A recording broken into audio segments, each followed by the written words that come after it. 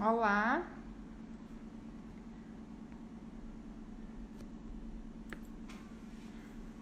tudo bem? Tô esperando o Gerlando entrar aqui na live. Vocês estão me escutando bem?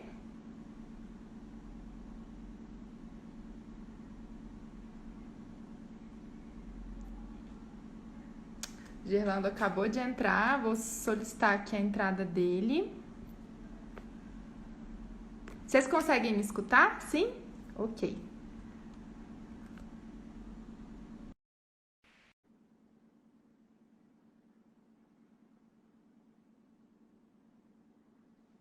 Oi, Ludmila, tudo bem? Olá, tudo bom?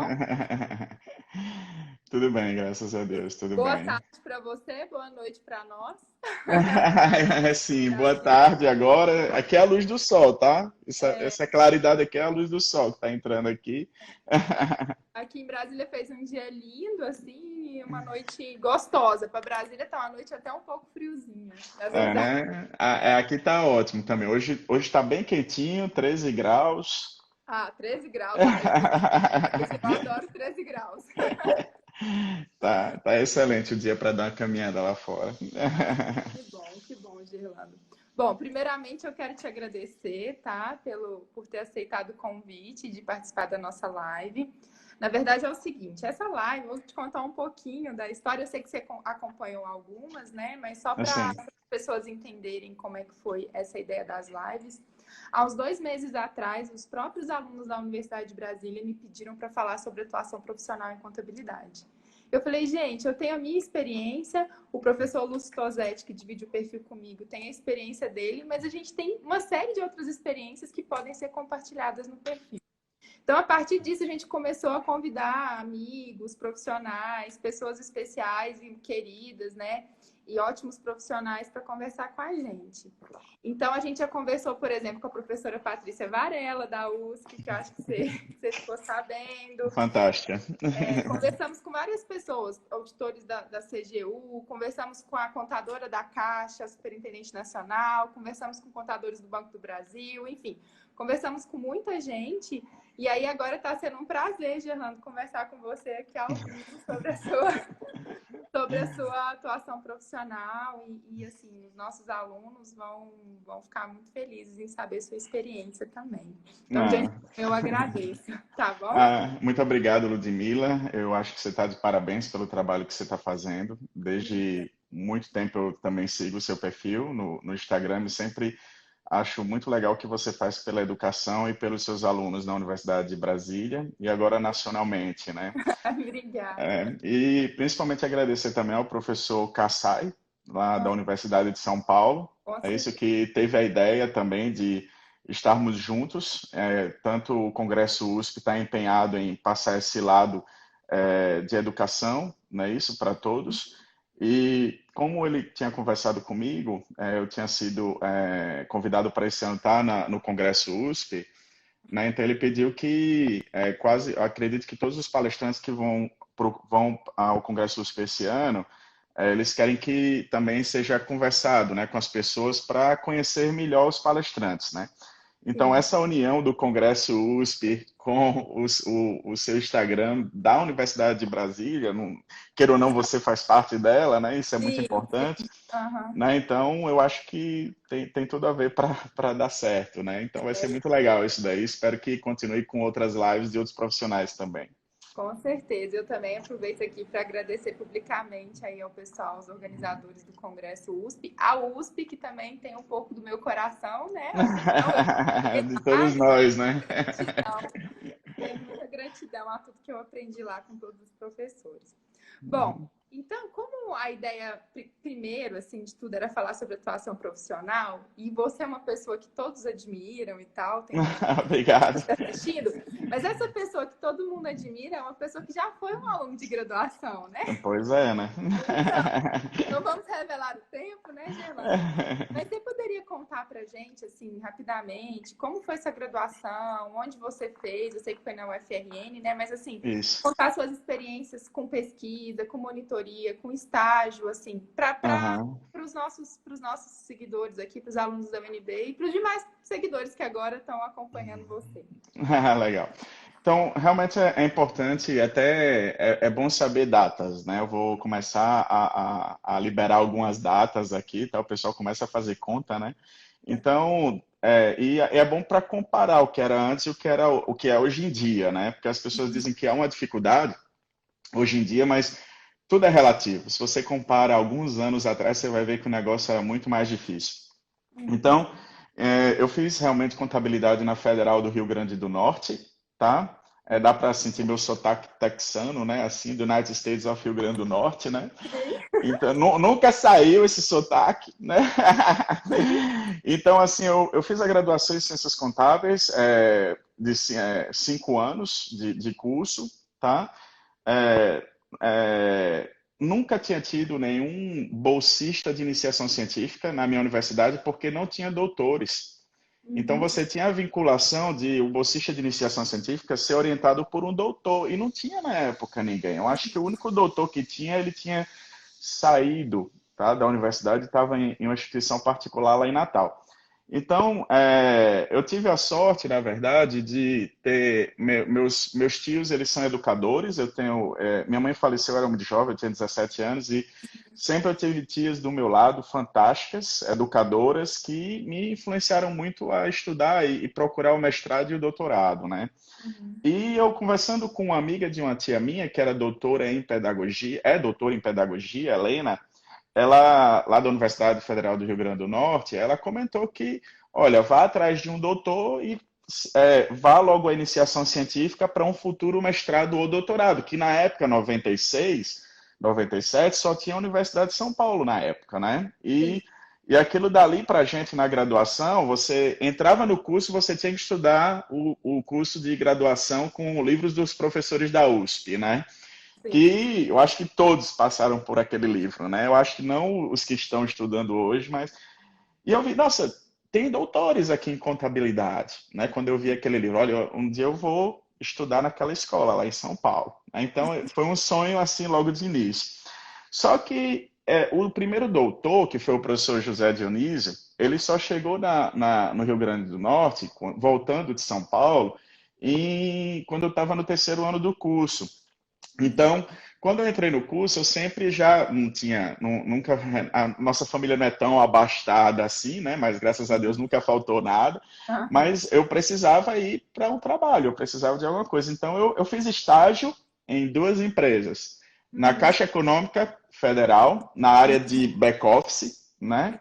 E para mim foi um pouco constrangedor, porque eu percebi que não dava certo ficar atrás de um balcão ou lá dentro batendo cheque com motivo 12 ou 22, né, que não tinha fundo. Então aquilo dali foi horrível para mim.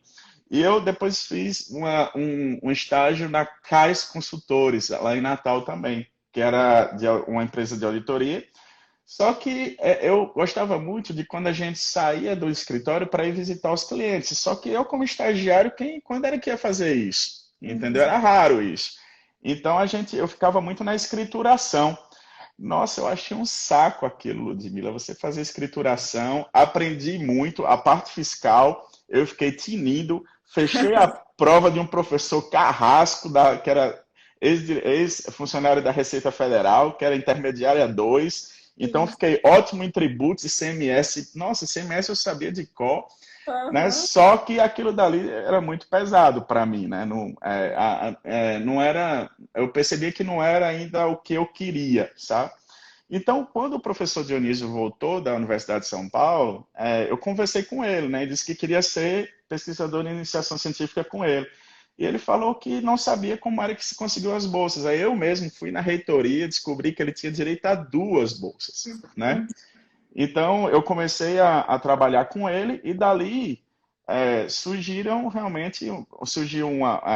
a vocação de pesquisa e isso daí foi aumentando, né? E logo que eu acabei a graduação, em separado dos meus colegas na UFRN, porque foi mesmo no ano de uma greve.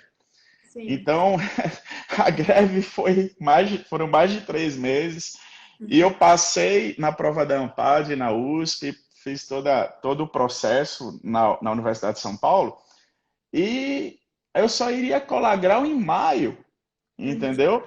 Aí eu falei, ai meu Deus, e agora? Tem que fazer matrícula em fevereiro, né? Sim. Então eu fiz meu TCC na época, que era abrir uma empresa, fazer toda a contabilização, fechar a empresa, encerrar os demonstrativos contábeis, entendeu? E fiz aquilo tudo em 30 dias e pedi colação em separado, né? Então eu fiz colação de grau. Só que duas coisas, two fun facts, né? Que a gente fala aqui nos Estados Unidos, duas coisas engraçadas. A primeira é que, na verdade, meu primeiro paper não foi com o professor Dionísio de Iniciação Científica, foi com a professora Lieda Amaral, entendeu? Que ela que, na verdade, uma pesquisadora fantástica, né? É uma pessoa que motivadora ao extremo, que eu devo várias coisas a ela. Tá, então a professora Lieda Amaral, ela que foi quem fez meu primeiro paper comigo no Congresso Brasileiro de Custos em Recife, que a gente viajou no ônibus, todo mundo junto, né? E foi a primeira vez que eu vi o Eliseu de perto, entendeu? Que Sim. foi em 2000, entendeu? Eu Então, também, a primeira vez que eu vi o Eliseu, dá até uma emoção, né? né, você se treme, né? Você fica gelado, né? Porque para mim Eliseu é a pessoa assim, para mim é o deus da contabilidade. Até hoje, se eu recebo um e-mail dele, dá vontade, eu me tremo todo assim, né? Eu também, eu me emociono na presença do professor É, Eliseu também. até você receber um e-mail de parabéns dele emociona, né? Então, que eu sou fã dele, né? Então, assim, foi uma palestra dele, né? E depois eu acabei a graduação em 2002 em separado, né? E comecei o mestrado na Universidade de São Paulo. Então fiz todas as provas. O que fez assim eu ter um acesso mais fácil do que outras pessoas no mestrado, eu digo mais fácil pelo que você vai formando na graduação, né? É Uhum. você realmente ter sido pesquisador de iniciação científica, tá? Ter passado eu passei 3 trabalhos no congresso, em congressos, já ainda na graduação.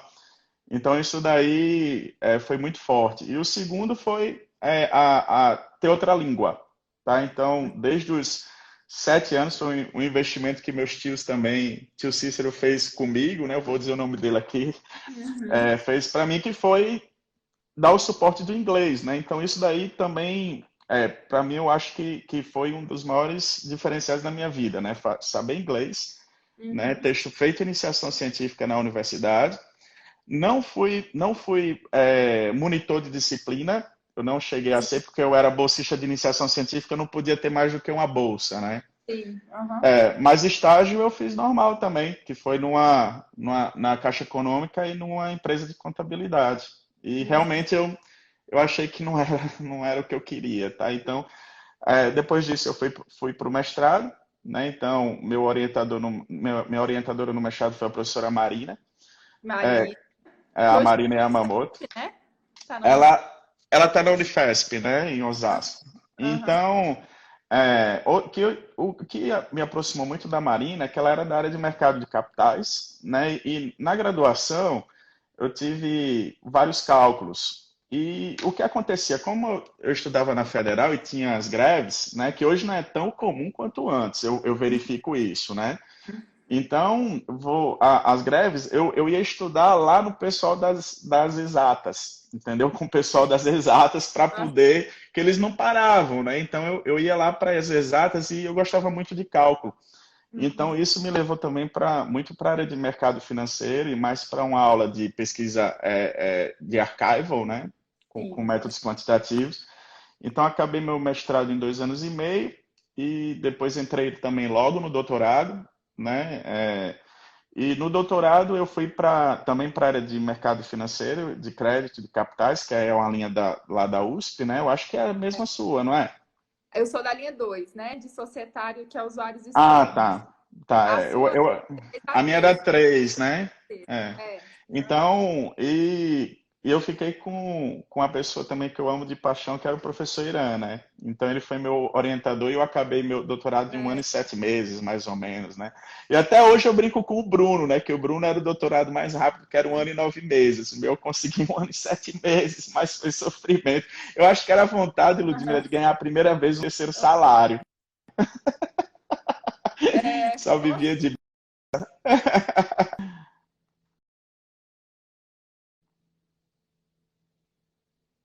Oi, tá falhando a conexão, Ludmila, eu não estou te escutando, não. Tá bom. olá pessoal, tudo bem? Vocês me escutam?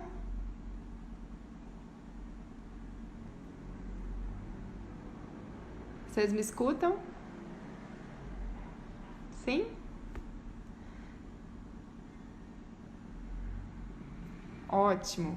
Gerlando, eu vou te chamar novamente.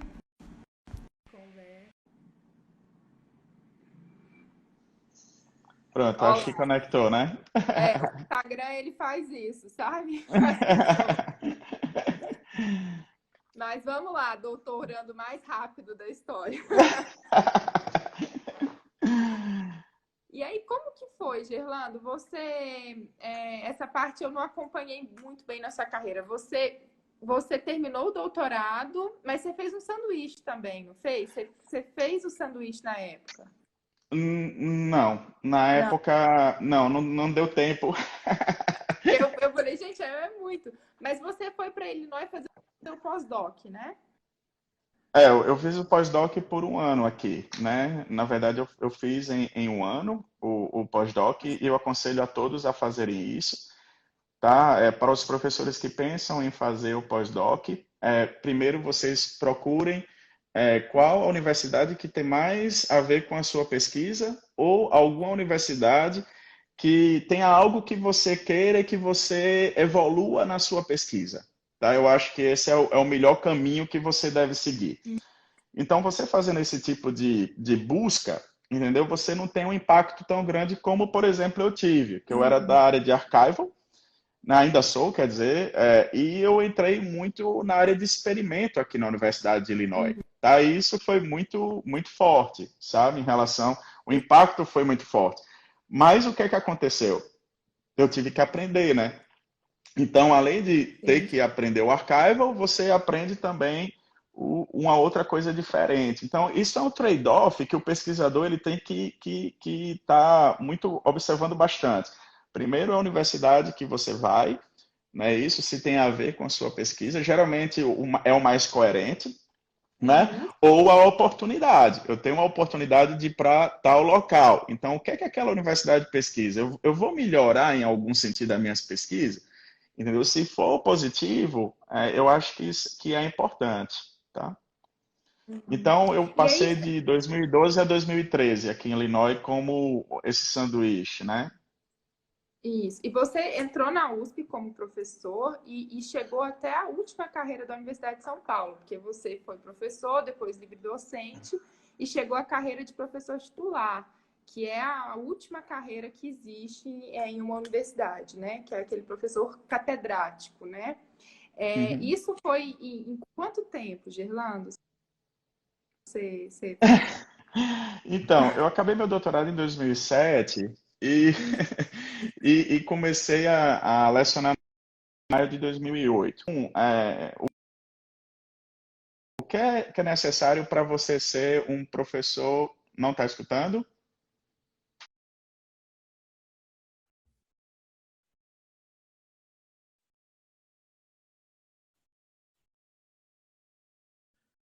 Estou só esperando a Ludmilla entrar, tá?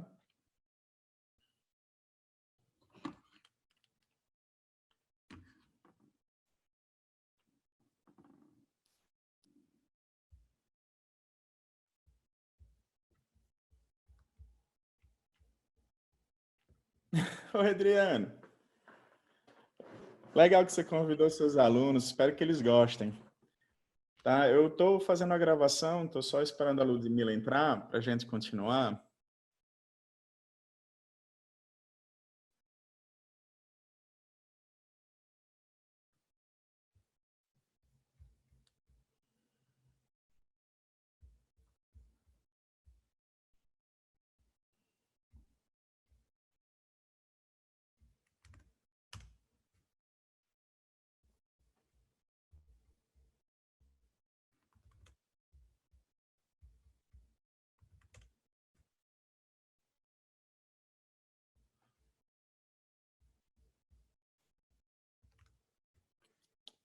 Então, espero que todos estejam entrando. A gente vai utilizar o Zoom, tá? Para conversar, já que o Instagram ele está instável, tá? Essa é a plataforma que a gente utiliza aqui na Universidade de Illinois. Já adiantando que eu percebi que muitos brasileiros estavam preocupados, viu, Ludmila, que entrou agora lá, sobre o Zoom, né, como ferramenta, e o pessoal muito preocupado em relação à qualidade, questão de vírus e não vírus, né, em relação ao Zoom, tá? E já adianto que o problema do Zoom, inicialmente, já falando de outra coisa, viu, Ludmila? É que o Zoom, o que se percebeu é que o Zoom ele funciona como um link, tá? Das pessoas entrarem no Zoom e, e qualquer um entrar, vamos dizer dessa forma, né? Então era isso que o pessoal estava vendo como um problema de segurança, tá?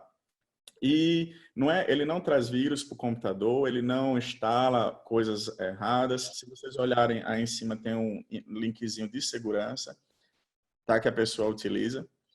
Então, não achem que o Zoom é uma ferramenta que traz problemas de segurança. O que ela traz de insegurança é você entrar, não é isso? Ah, sim, Ludmila, desculpa. Tá vendo? Ó, isso é uma questão de segurança. Eu não deixei ninguém ficar falando, viu? A Ludmila pediu para eu tirar ela do mudo, né? Ótimo, um ótimo exemplo. Então, assim, eu acho que e ele modificou muito esses dias em relação à segurança, tá? Então, as universidades americanas, elas utilizam bastante o Zoom aqui. A Universidade de Illinois, que é onde eu trabalho, ela comprou a conta do Zoom, como outras universidades no Brasil eu já soube que fizeram. Quando eu conversei com o Fábio Fresati, dia 15 de março, tá? Que eu iria para uma banca lá na Universidade de São Paulo, eu já falei para eles, olha, dá uma olhada no nosso plano estratégico para a Covid-19 aqui da universidade, tá? E uma das coisas que a FEA logo fez foi a implantação do Zoom para todos os professores, né? Que eu já a gente já pode ir adiantando o nosso papo, né? Que eu tô Claro, vamos lá. eu tô vendo que na verdade está acontecendo em relação à preparação das escolas, tá? E universidades em geral. O que é que está acontecendo? Eu não gosto muito de dizer que o estudante é um cliente, né? Mas é o que você às vezes tem essa linha de pesquisa, né?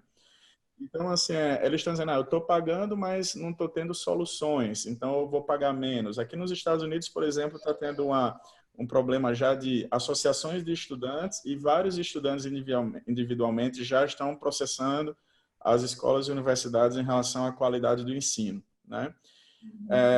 Aqui na nossa faculdade, a Geese College of Business, a gente não teve até agora nenhum problema em relação a questões processuais, né, sobre a questão das aulas, até porque várias aulas já eram dadas normalmente desde 2017 online, tá? Então, desde 2000, quando eu entrei aqui, por exemplo, eu já entrei na participação online. Então, todo semestre está sendo dado e vários professores, quando aconteceu o problema da Covid, com uma semana já tinha um planejamento estratégico, tá? Do que iria ser feito pela faculdade. Então, eu achei assim que o que está acontecendo é que algumas universidades elas não estão se preparando, entendeu? Ou demoraram muito para perceber, entendeu? Que elas tinham que fazer alguma coisa, elas tinham que se modificar, entendeu? Até porque a pandemia já demonstra que não é uma coisa de curto prazo, é uma coisa de longo prazo, entendeu? Então, ou você faz o planejamento estratégico em relação a tudo que está havendo, entendeu? Você tanto tentar dar recurso para os alunos, dar recurso para os professores. Muitos professores não estavam acostumados a isso, muitos alunos também não estão acostumados a isso, nessa questão da educação à distância.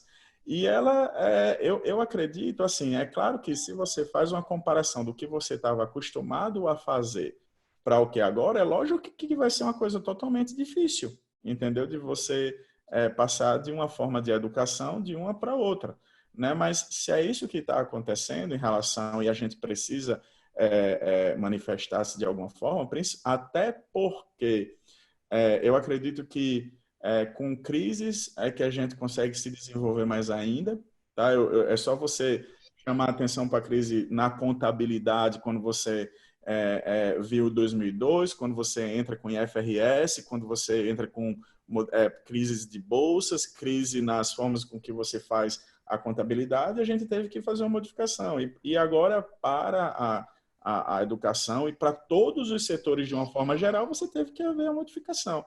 Entendeu? Agora, se não houver, como eu disse, um planejamento, entendeu, do que vai ser feito, a conversa entre os lados, saber como está a parte psicológica dos alunos, a parte psicológica dos professores, recursos para os professores da aula, recursos para os alunos obterem aula, tá? Então, isso daí não vai dar certo. Então, o que eu trago dos Estados Unidos, na verdade, aqui o que está acontecendo falando da Gies College of Business, da Universidade de Illinois, realmente, a gente passou mais de 3 semanas fazendo toda uma adaptação. Eu tive que dar, por exemplo, eu dei 3 workshops para os professores que não sabiam como dar aula pelo Zoom, como utilizar ferramentas, como utilizar o tablet, como utilizar o celular, entendeu? Para professores da própria universidade, tá? E a gente ficava todos os dias da semana dando um plantão, entendeu? De 1 hora, o professor ficava aqui, eu ficava, por exemplo, muito de 1 às 2 da tarde. Eu ficava de plantão, os professores entravam para perguntar como eu faço isso, como eu faço aquilo, entendeu? E eu digo para você, Ludmila, que o engajamento que é feito com a internet, quando você sabe utilizar os recursos, entendeu? Eu acredito que seja bem mais fácil. Agora, se realmente você não sabe como engajar o aluno, ou seja, utilizar de metodologias mais ativas, principalmente com a internet, realmente não tem como fazer. É interessante seu comentário, Gerlando, porque assim, nós aqui na Universidade de Brasília, eu posso falar pela experiência, o comunicado inicial era que a gente ia dar aulas pela internet, né? Só que 2 semanas depois, teve uma reunião do Conselho Universitário e decidiu suspender o semestre justamente por 2 motivos. Primeiro, porque é uma universidade federal pública, que não tinha ainda estrutura para dar aulas online. E segundo, porque constatou que boa parte dos estudantes da Universidade de Brasília, uma parte considerável, não tinha acesso à internet. Por incrível que pareça, foi um dado que me chocou fora da universidade. Eu acho que esse, na Então, o problema verdade... do país de discussão de inclusão digital, você está na capital do país e você tem, claro, é um percentual pequeno, mas é um percentual de pessoas que só têm acesso à internet e a computadores de qualidade dentro da universidade pública. O que eu posso dizer aqui, que aqui também teve esse problema, tá? Eu vou dizer como.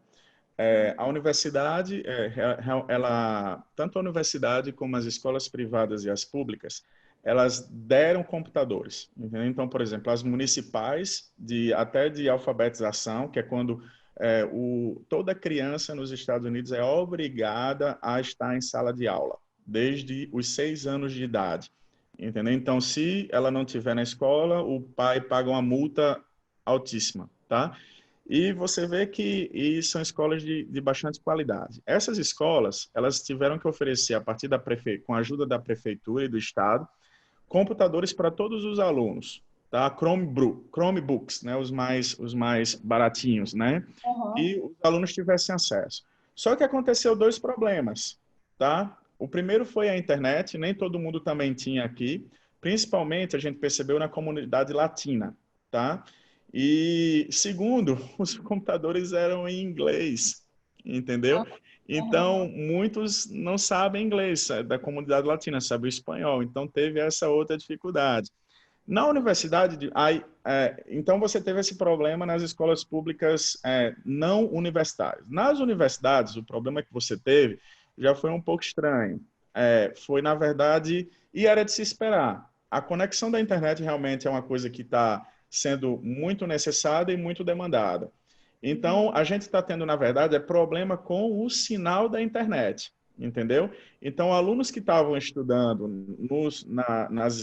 nas casas deles ou na própria universidade, porque a universidade continuou com a moradia estudantil, tá? Eles estavam tendo problema, na verdade, com a velocidade, mas nada que eles não pudessem fazer as provas online, entendeu? E enviar os trabalhos, coisas simples, que não precisassem uma interação muito grande. Apesar que tem um estudo que, por exemplo, o Zoom que a gente está fazendo agora, ele só precisa de uma conexão de 0,7 megabytes por segundo, que é um 4G ou um 3G, entendeu? Então, às vezes, na verdade, não é a forma da conexão, entendeu? É realmente o aluno não ter um celular que consiga, como eu assisto o Globosat aqui em casa, e eu percebi que muitas pessoas no Brasil, em relação à questão dos R$ 600 da Caixa, era por problema de o celular ser muito antigo, né? Então, ele não tinha como entrar no aplicativo. Para Então, fazer o cadastro. Uhum. isso. Então, quer dizer, aqui, queira ou não, você também teve alguns tipos de problema, entendeu? Que foi, como eu disse, a demanda da internet para pessoas que não tinham acesso ao computador tiveram e não sabiam mexer no computador, tá? As pessoas mais simples, entendeu? Então, quer dizer, como é que eles estão fazendo isso? Uma questão muito importante aqui é que as operadoras de celular, elas liberaram tanto celulares como linhas de celulares para os estudantes, gratuitamente, tá? Então, isso foi uma coisa que aconteceu. Eu achei uma iniciativa bastante importante para todas as pessoas aqui do estado de Illinois, né? Eu acho que isso aconteceu em outros, entendeu? Mas eu sei que no Brasil vai ser um problema seríssimo, né? Porque quem é que está ajudando essas pessoas que não têm condições? Entendeu? Por exemplo, como é que a universidade vai fazer uma questão inclusiva, entendeu? De dar o material mínimo de um estudante ter aula. Entendeu? Então, quer dizer, eu acho que é esse que é o maior problema que eu vejo na universidade pública brasileira, nas federais e nas estaduais. Eu não estou falando só da federal também, não, né? Nas estaduais. E a segunda coisa é, até que ponto as universidades estão também ajudando os professores, entendeu? A se adaptarem a essa nova realidade.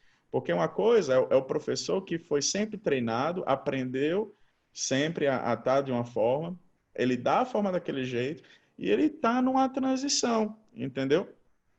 Mas também eu vejo que tem aqueles pontos positivos e negativos e meia-culpa de ambos os lados, né? Por exemplo, eu me lembro muito bem recentemente de uma entrevista daquele professor israelense, esqueci o nome dele, esqueci o nome dele agora no momento, que ele até foi ao Brasil recentemente dar uma palestra, né?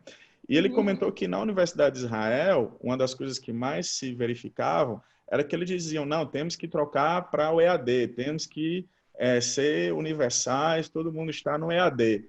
E nunca ninguém fazia. Em 3 semanas eles tiveram que fazer. Sim. Ou seja, o processo muito mais difícil, porque não teve nenhuma gestão estratégica do que poderia enfrentar para frente, né? Ninguém estava percebendo em relação a isso, né? E eu acho que é em tudo, né? Em todos os setores. Então, assim, o que eu acho que é necessário agora é a gerência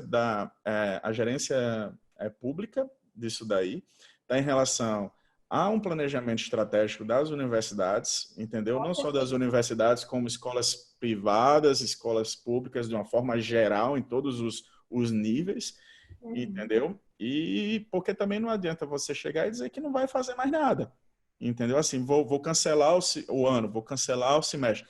Não, eu acho que tem umas formas, por exemplo, se eu não preciso dar os obrigatórios, eu dou as optativas, entendeu? Por exemplo, se você tem uns setores da universidade que tem uma demanda muito grande e outros não têm demanda grande, então eu libero as optativas de outros cursos da universidade para que meus alunos possam fazer matemática, possam ir para psicologia, possam ir para as ciências sociais de uma forma geral, entendeu?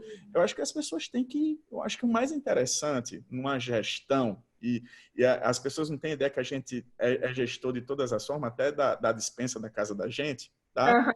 A gente tem que saber, e a diferença de um gestor bom e um gestor ruim é aquele que tem que pensar em situação difícil, entendeu? Então, como é que eu Fazer uma vou... boa gestão dos riscos, né? Porque olha só, Né? é engraçado que a gente está falando na educação, mas as empresas também foram pegas de surpresa. O que é que mais eu tenho lido no Valor Econômico hoje, né? Assim, na imprensa brasileira, é que ninguém estava preparado para isso. Mas é claro, é um fator que realmente inimaginável.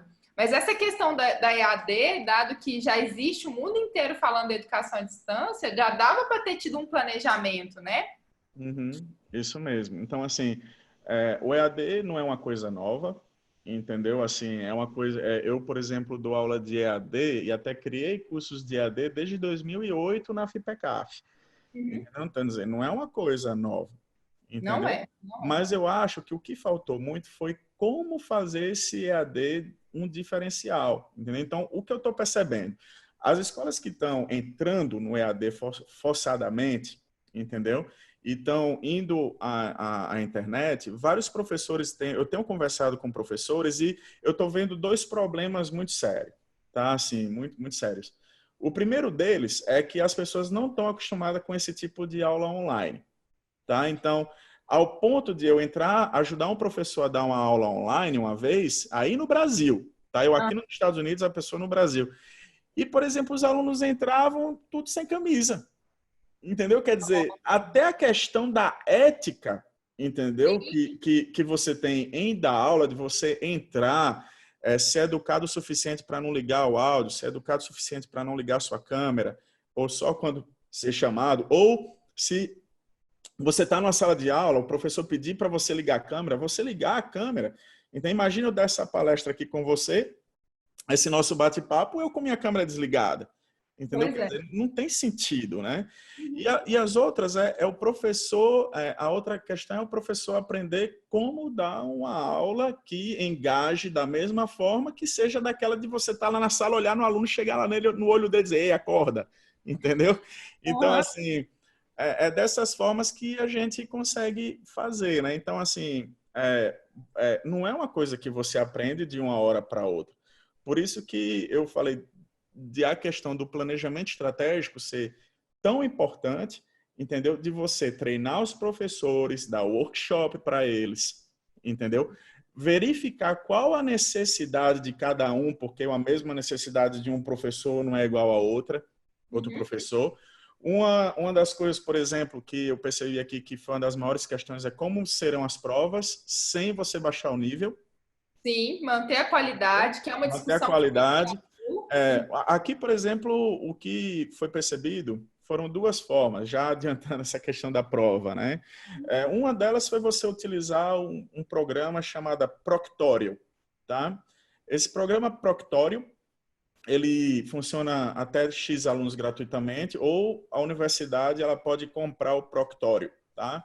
Proctório se escreve, se lembra de proctologista, né? Proctório, né? R-I-O no final. Né? Então, eu dei uma testada nesse software, eu achei ele até um pouco muito intruso no computador das pessoas, tá? Ele realmente ele entra no seu computador, não deixa, por exemplo, o aluno ir em qualquer outra página que não seja a da prova online, uhum. entendeu? E qualquer coisa, se o aluno muda a visão, ele percebe, ele fala para você que o aluno está colando, tá? Não, Então, você não pode pegar no celular, você não pode, se você pegar no celular, mostrar do que você está no celular. Se você fala com alguém do lado, mostra que o seu lábio está mexendo. Então, o programa é um inferno para os alunos, não, né? e cabe até discussões jurídicas, né, de privacidade, segurança cibernética, mas realmente. Então, assim, a graduação daqui da faculdade, ela está usando o Proctorium. Uhum. Eu dou aula para MBAs, tá aqui o mestrado profissional em administração, já dizendo para todo mundo no Brasil que MBA aqui é totalmente diferente, tá?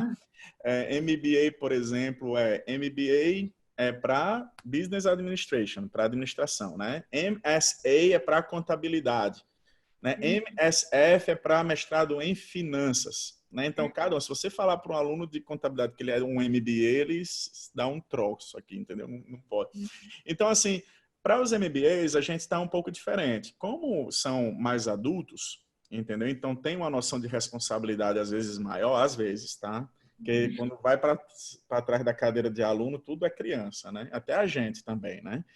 Então, assim, as provas... então, assim, as provas, por exemplo, eu estou fazendo por Zoom. O aluno, ele fica do outro lado, fazendo comigo por Zoom, todos no mudo, né? Eles podem ligar ou não a câmera, eu deixei isso liberdade, entendeu? E entre eles não pode usar o WhatsApp, não pode usar, e eles são muito conscientes disso. Eu, por exemplo, tive uma classe que um aluno falou, olha, um aluno está pedindo para mim tal coisa e entrou num processo de código de ética, tá?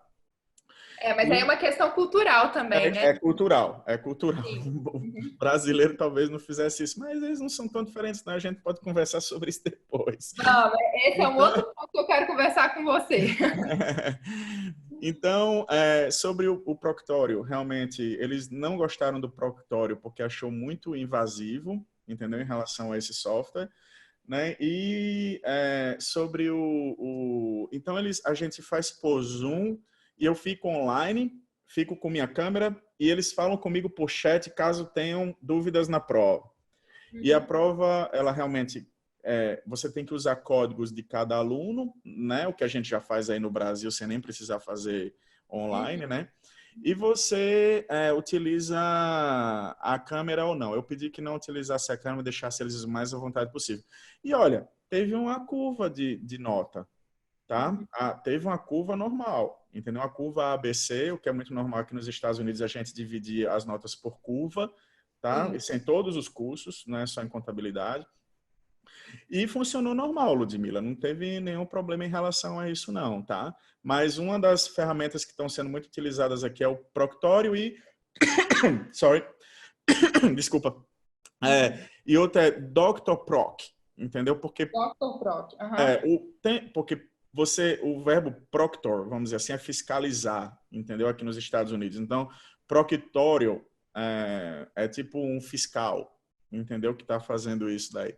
Tá. Não, é de São Paulo, nada de nome sugestivo. Ele botou lá no chat o nome sugestivo. O Edson colocou. Nada de nome do sugestivo, não, tá? Vocês podem usar o chat, tá, pessoal, para fazer perguntas. Então, eu vi até um comentário aqui sobre a etiqueta e ética no não presencial, né? Que a professora Tânia lá da UFES, beijão pessoal da UFES, tá? Colocou aí. Realmente a questão ética e a etiqueta para o online, as pessoas também realmente não estão acostumadas, entendeu? E eles acham que estão na casa deles, entendeu? Então pode fazer tudo que você Pode fazer o imaginar. que quiser. Mas não é bem assim não, tá? Então realmente é outra coisa que as pessoas vão ter que se acostumar recentemente a fazer, tá bom, Ludmila? Então era isso daí.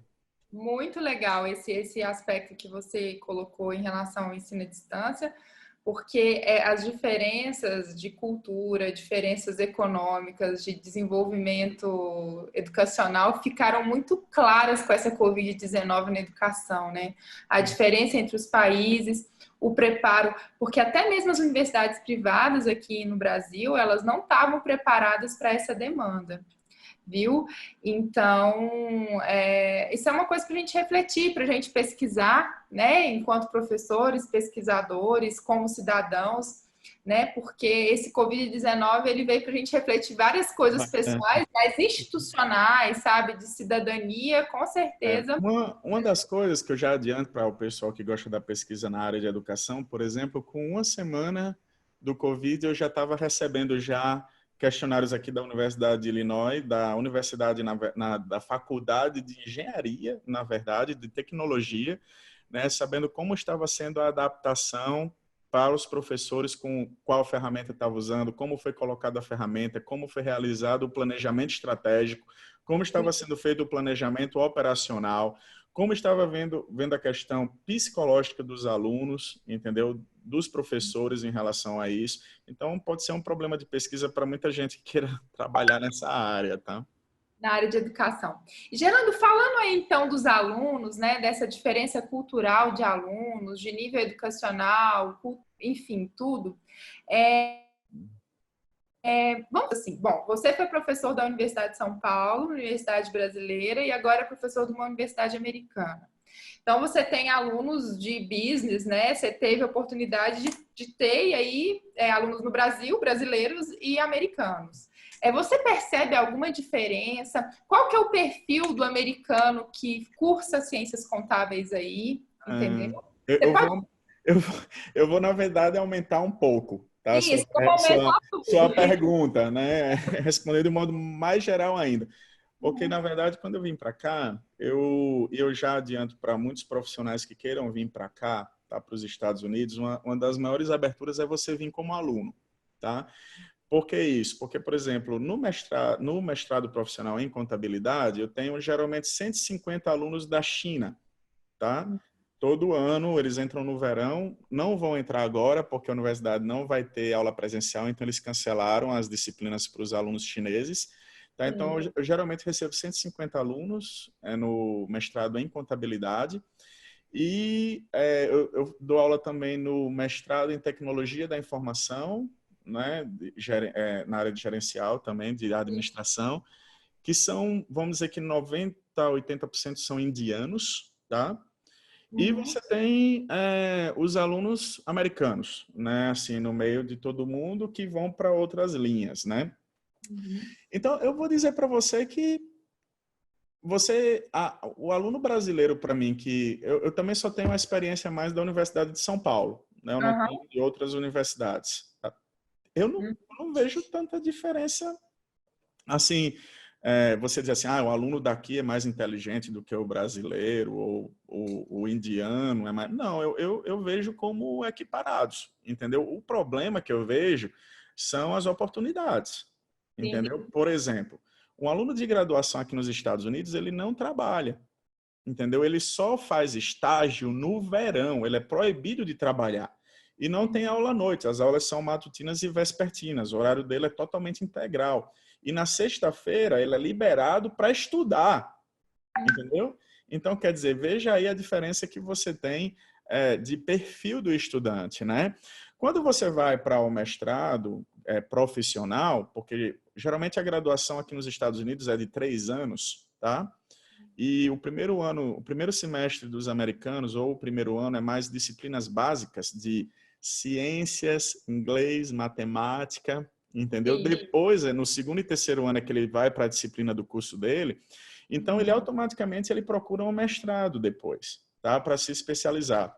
Então, o mestrado profissional geralmente se dá ou logo diretamente, ou ele vai para o mercado, entendeu? E volta para fazer um mestrado para galgar uma posição melhor. E nesse interim de tempo, ele não, entre a graduação e o mestrado profissional, ele trabalha às vezes, tá? Que não é necessariamente obrigatório.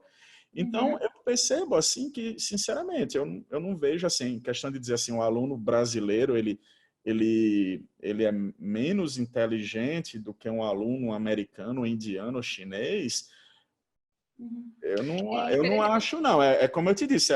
Agora, o que eu percebo que os americanos eles são muito bons na parte não, menos mais da arte, do inglês, eles são mais gerais, entendeu? Plurais, né? Nas Aham. ciências gerais, e os orientais são heavy metal na matemática. Isso daí, os indianos também são fantásticos na matemática. Isso daí eu percebo bem claro, né? Estou aqui na minha disciplina de contabilidade, geralmente os chineses eles se dão melhor do que os outros, né? Os Entendi. orientais, que tem muito coreano, né? Sul-coreano aqui. Então, assim, agora já adiantando, né? Por que essas pessoas vêm para cá? Né? Porque eles vêm com visto de estudante. E quando eles estão aqui no final do mestrado, eles já conseguem entrar a trabalho. E você só vem a trabalho quando você ganha um visto diferente, que é o visto H1B, entendeu? Então, isso serve para todas as áreas, né? Não só contabilidade. Então, quando você tem um visto H1B, você vem a trabalho. Tá? Mas só que se você for mandado embora da empresa que te contratou com H1B, tá? E for mandado embora, você tem que voltar para o seu país. Então, quando você tem o H1B, você já entra com o processo do Green Card, né? Então, quando você tem um Green Card, se você for mandado embora da empresa, você pode conseguir outro emprego em qualquer lugar, tá? Isso daí é o que acontece. Então, muitos dos chineses, indianos que eu dou aula aqui, tá? Eles fazem isso, tá? Eles vêm e conseguem um emprego e ficam aqui. E o salário mínimo nos Estados Unidos realmente é de $2.500, mais ou menos, tá? Então, é um valor bastante considerável, diferente do brasileiro. Isso atrai bastante, entendeu? Eu estou vendo que tem duas perguntas lá no... E é em relação à questão de pós-graduação aí, né? Existem programas de bolsa de mestrado nos Estados Unidos? Não. Mestrado geralmente para alunos internacionais, eles são bem... Eu não vou dizer que não existe, eu vou dizer que, por exemplo, no mestrado em administração daqui, tinham duas alunas brasileiras, por exemplo, que tinham, entendeu, a bolsa. Aí também tem a bolsa da Fulbright, né? Que ela te dá a oportunidade de você vir estudar aqui. Então, eu percebo que muitos alunos têm bolsa sim, tá? Que eles ou pegam, ou a própria universidade, ela te dá uma bolsa, ou você vai para o trabalho, você trabalha parcial. Quando você está no mestrado, você pode trabalhar parcial, tá, Ludmila? Na graduação é que você não consegue, tá? Então, os alunos eles recebem, o mestrado é pago. Então, às vezes, na verdade, a bolsa realmente é o valor do que você pagaria para a Você universidade. pagaria para a universidade, né? É isso, entendeu? Ou às vezes é assim, 70% do tuition, que ele fala que é E todas as universidades públicas e privadas nos Estados Unidos, elas são pagas, tá? É bom deixar isso também bem claro, entendeu? É. Aqui em Illinois, o que é bom é a taxa de empregabilidade, por isso que muita gente procura o mestrado profissional daqui. Então, se você acabou a graduação aí no Brasil e queira fazer o mestrado aqui, você vai fazer uma entrevista, tá? Que acontece geralmente em dezembro para janeiro, entendeu? Manda seu currículo, eles analisam, entendeu? Eu acho que devem perguntar por questões financeiras, né? E você entra aqui na universidade, faz o mestrado em um a 2 anos, tá? E no final a taxa de empregabilidade é de 98%, por exemplo, tá? Mas isso eu estou falando aqui porque eu conheço os dados daqui, né? Na contabilidade, geralmente o pessoal da contabilidade aqui, eles vão para as Big Fours, tá? Trabalhar em Chicago, Flórida, Nova York, tá? Que o salário geralmente, eu já posso adiantar, é inicial de uns $100.000 por ano, tá? Esse o salário aqui nos Estados Unidos, ele é dado por ano, né? Igual no Brasil que é por mês, tá? Então o salário anual nos Estados Unidos para um aluno que acabou o mestrado, vai para uma Big Four, saindo aqui de Illinois, tá? Da Geese College of Business é uns $100.000, tá? Tem algumas perguntas aqui que eu acho que é importante a gente fazer agora, em relação a possível fazer o pós-doc é pago. E aí eu quero estender essa pergunta, Gerlando, até pela sua própria experiência, porque você fez sanduíche aí, né? Assim, você fez pós-doc e tem vários alunos que você recebeu da Universidade de São Paulo no sanduíche. Foi pago? Como é que é? Tem muita gente que tem essa dúvida. Assim, na graduação, precisa que a universidade daqui dos Estados Unidos, ela tenha um convênio com a universidade brasileira, tá? E geralmente tem muitos problemas em relação a esses convênios. Você consegue, como chefe de departamento também da USP, quando eu fui, Eu estava lá nessa época. dá para ter uma ideia de dizer, né? Porque a gente queria muito fazer conexões entre as universidades no Brasil com as exteriores. As faculdades europeias é facílimo, tá? Porque a maioria das europeias você não paga, né? E se paga é um valor muito mínimo e eles liberam. E os europeus gostam muito do Brasil, então tem aquele negócio, se eu mando aluno, eu tenho que receber também daquela outra universidade. Como você, aqui nos Estados Unidos, você não tem essa mesma visão, porque como tudo é pago aqui e você tem público no Brasil, eles acham que é errado trazer um aluno sem pagar nada e mandar um aluno que continua pagando a universidade daqui para uma universidade que é gratuita. Então, essa é a primeira barreira para a área da graduação. Eu estou falando graduação. Mas o que é que acontece? Às vezes as universidades acabam, depois de uma conversa muito longa com o reitor, com o diretor, depois de uns 2 anos de conversa, você libera esse tipo de coisa. O que acontece também, para você ter uma ideia, eu me lembro de uma universidade que foi querer fazer um agreement, que é como a gente chama esse documento, né, com a USP, e a USP tinha que pagar um seguro entendeu? Que era altíssimo valor. Entendeu? Então, como é que a gente fez para tirar esse seguro? Quer dizer, também foi uma conversa entre os professores da FEA USP com a universidade para que tirasse isso do agreement, desse contrato. Então, assim, graduação. Já aqui, como professor daqui, eu tentei fazer muito conexões com Colômbia, Chile e Peru, se não me engano, com colegas da América Latina para trazerem alunos para cá. E a universidade daqui, ela tinha um problema muito sério, porque ela tem que o aluno tem que ter uma demanda dos dois lados. O aluno tem que ir como o aluno tem que ter aluno vindo, né? E isso daí não deu certo, porque você tem um problema temporal. As aulas aqui, o primeiro semestre começa final de agosto, 28 de agosto até 17 de dezembro, tá? Sim. Uhum. E o segundo semestre começa dia 6 de janeiro e vai até agora, 15 de maio. Uhum. Entendeu? Então, você tem um problema temporal. Se eu mando meu aluno em fevereiro e que fica até junho, de maio até julho, eles vão tentar trabalhar, vão para os estágios aqui, entendeu? Uhum. Então, o aluno que vai para a América Latina, ele perde o estágio. Entendeu? Então você tem esse problema temporal. Por isso que as universidades americanas não criaram a demanda para o Brasil.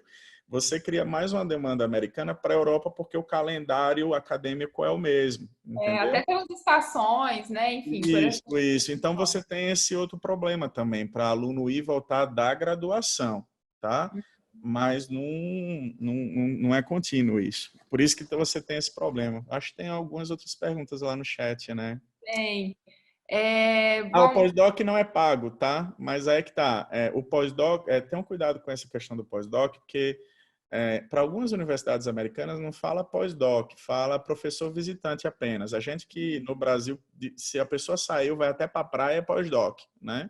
é, Aqui nos Estados Unidos, não. Aqui tem dois programas. Tem o pós-doc, realmente, que você faz disciplina e tem que fazer prova, tem que fazer alguma coisa, tá? E tem o professor visiting scholar, né? Visiting faculty, alguma coisa assim, que você vai, né? Isso e fica sendo professor visitante, tá? Então, é isso que acontece quando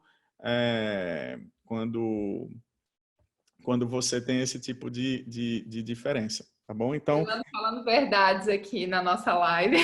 mas não é pago, tá? Isso não é pago. Na verdade, tem uma questãozinha. Aqui em Illinois, por exemplo, se você assiste a disciplina como professor visitante, na verdade, você paga $15. Isso daqui é uma regulamentação da universidade, tá? Legal. Então é isso, assim. Gerlando, tem uma pergunta aqui que eu acho bastante interessante. Tem várias aqui em relação ao doutorado aí em Illinois, se é pago ou não, né? Que a gente falou do mestrado. Eu já adianto que a maioria dos cursos da universidade, americanas de uma forma geral, o doutoramento não é pago. O aluno, na verdade, recebe até bolsa, entendeu? Para ser doutorando, tá? O problema é que, por exemplo, aí a gente fica pasmo quando fala isso. Aqui só entram mais ou menos de 2 a 3 doutorandos por ano. Dois a Ai, três 2 a 3 alunos por ano, tá? Para ser aluno do doutorado. E eles recebem mais ou menos um salário mensal, aí dá para dizer que é mensal, de $6.000, tá? meu Deus, quantas diferenças, não é mesmo? Agora sim, eles se matam de estudar. Mas aí é que tá, você tem que ver a ideia e o planejamento. Eu quero formar um cara muito bom em pesquisa, entendeu? Que realmente seja top na pesquisa, eu vou querer que esse cara trabalhe, entendeu? Eu não Claro vou que não, querer ele que tem esse que se cara dedicar a trabalhe, isso, né? né? Então, ele tem que estar engajado de outra. A questão financeira é uma questão muito importante. Já pensou, tá preocupado se eu vou pagar ou não meu aluguel do mês? Entendeu? Se eu vou comer melhor, se eu vou comer pior, se eu vou comer no bandejão lá da USP que era R$ 2, É. entendeu? Ou se eu não vou pagar o banco. Eu não posso deixar o cara preocupado se eu quero que ele seja o melhor. Então, eu dou uma bolsa para ele de $6.000 por mês, para ele ser o melhor aluno, e eu vou cobrar dele. Se eu vou. Essa é a diferença que eu também vejo, tá? Uhum. Legal. Tem uma pergunta aqui, a gente fala da pós-graduação, depois eu quero voltar a conversar com você sobre a Graduação. graduação e Tá, a certificação em contabilidade.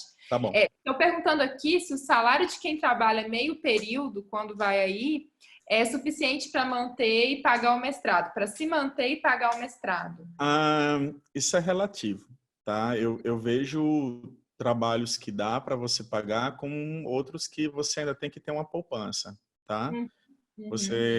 É claro que enquanto mais poupança você tem, né? E você Melhor você vive. Isso é é a melhor. vida. Isso daí não é a correlação perfeita da vida, né? Aham. Mas assim, eu vejo que geralmente os alunos vêm, eles são ajudados pela família, tá? Uhum. Ou por algum órgão ou organismo do país de onde eles vieram, né?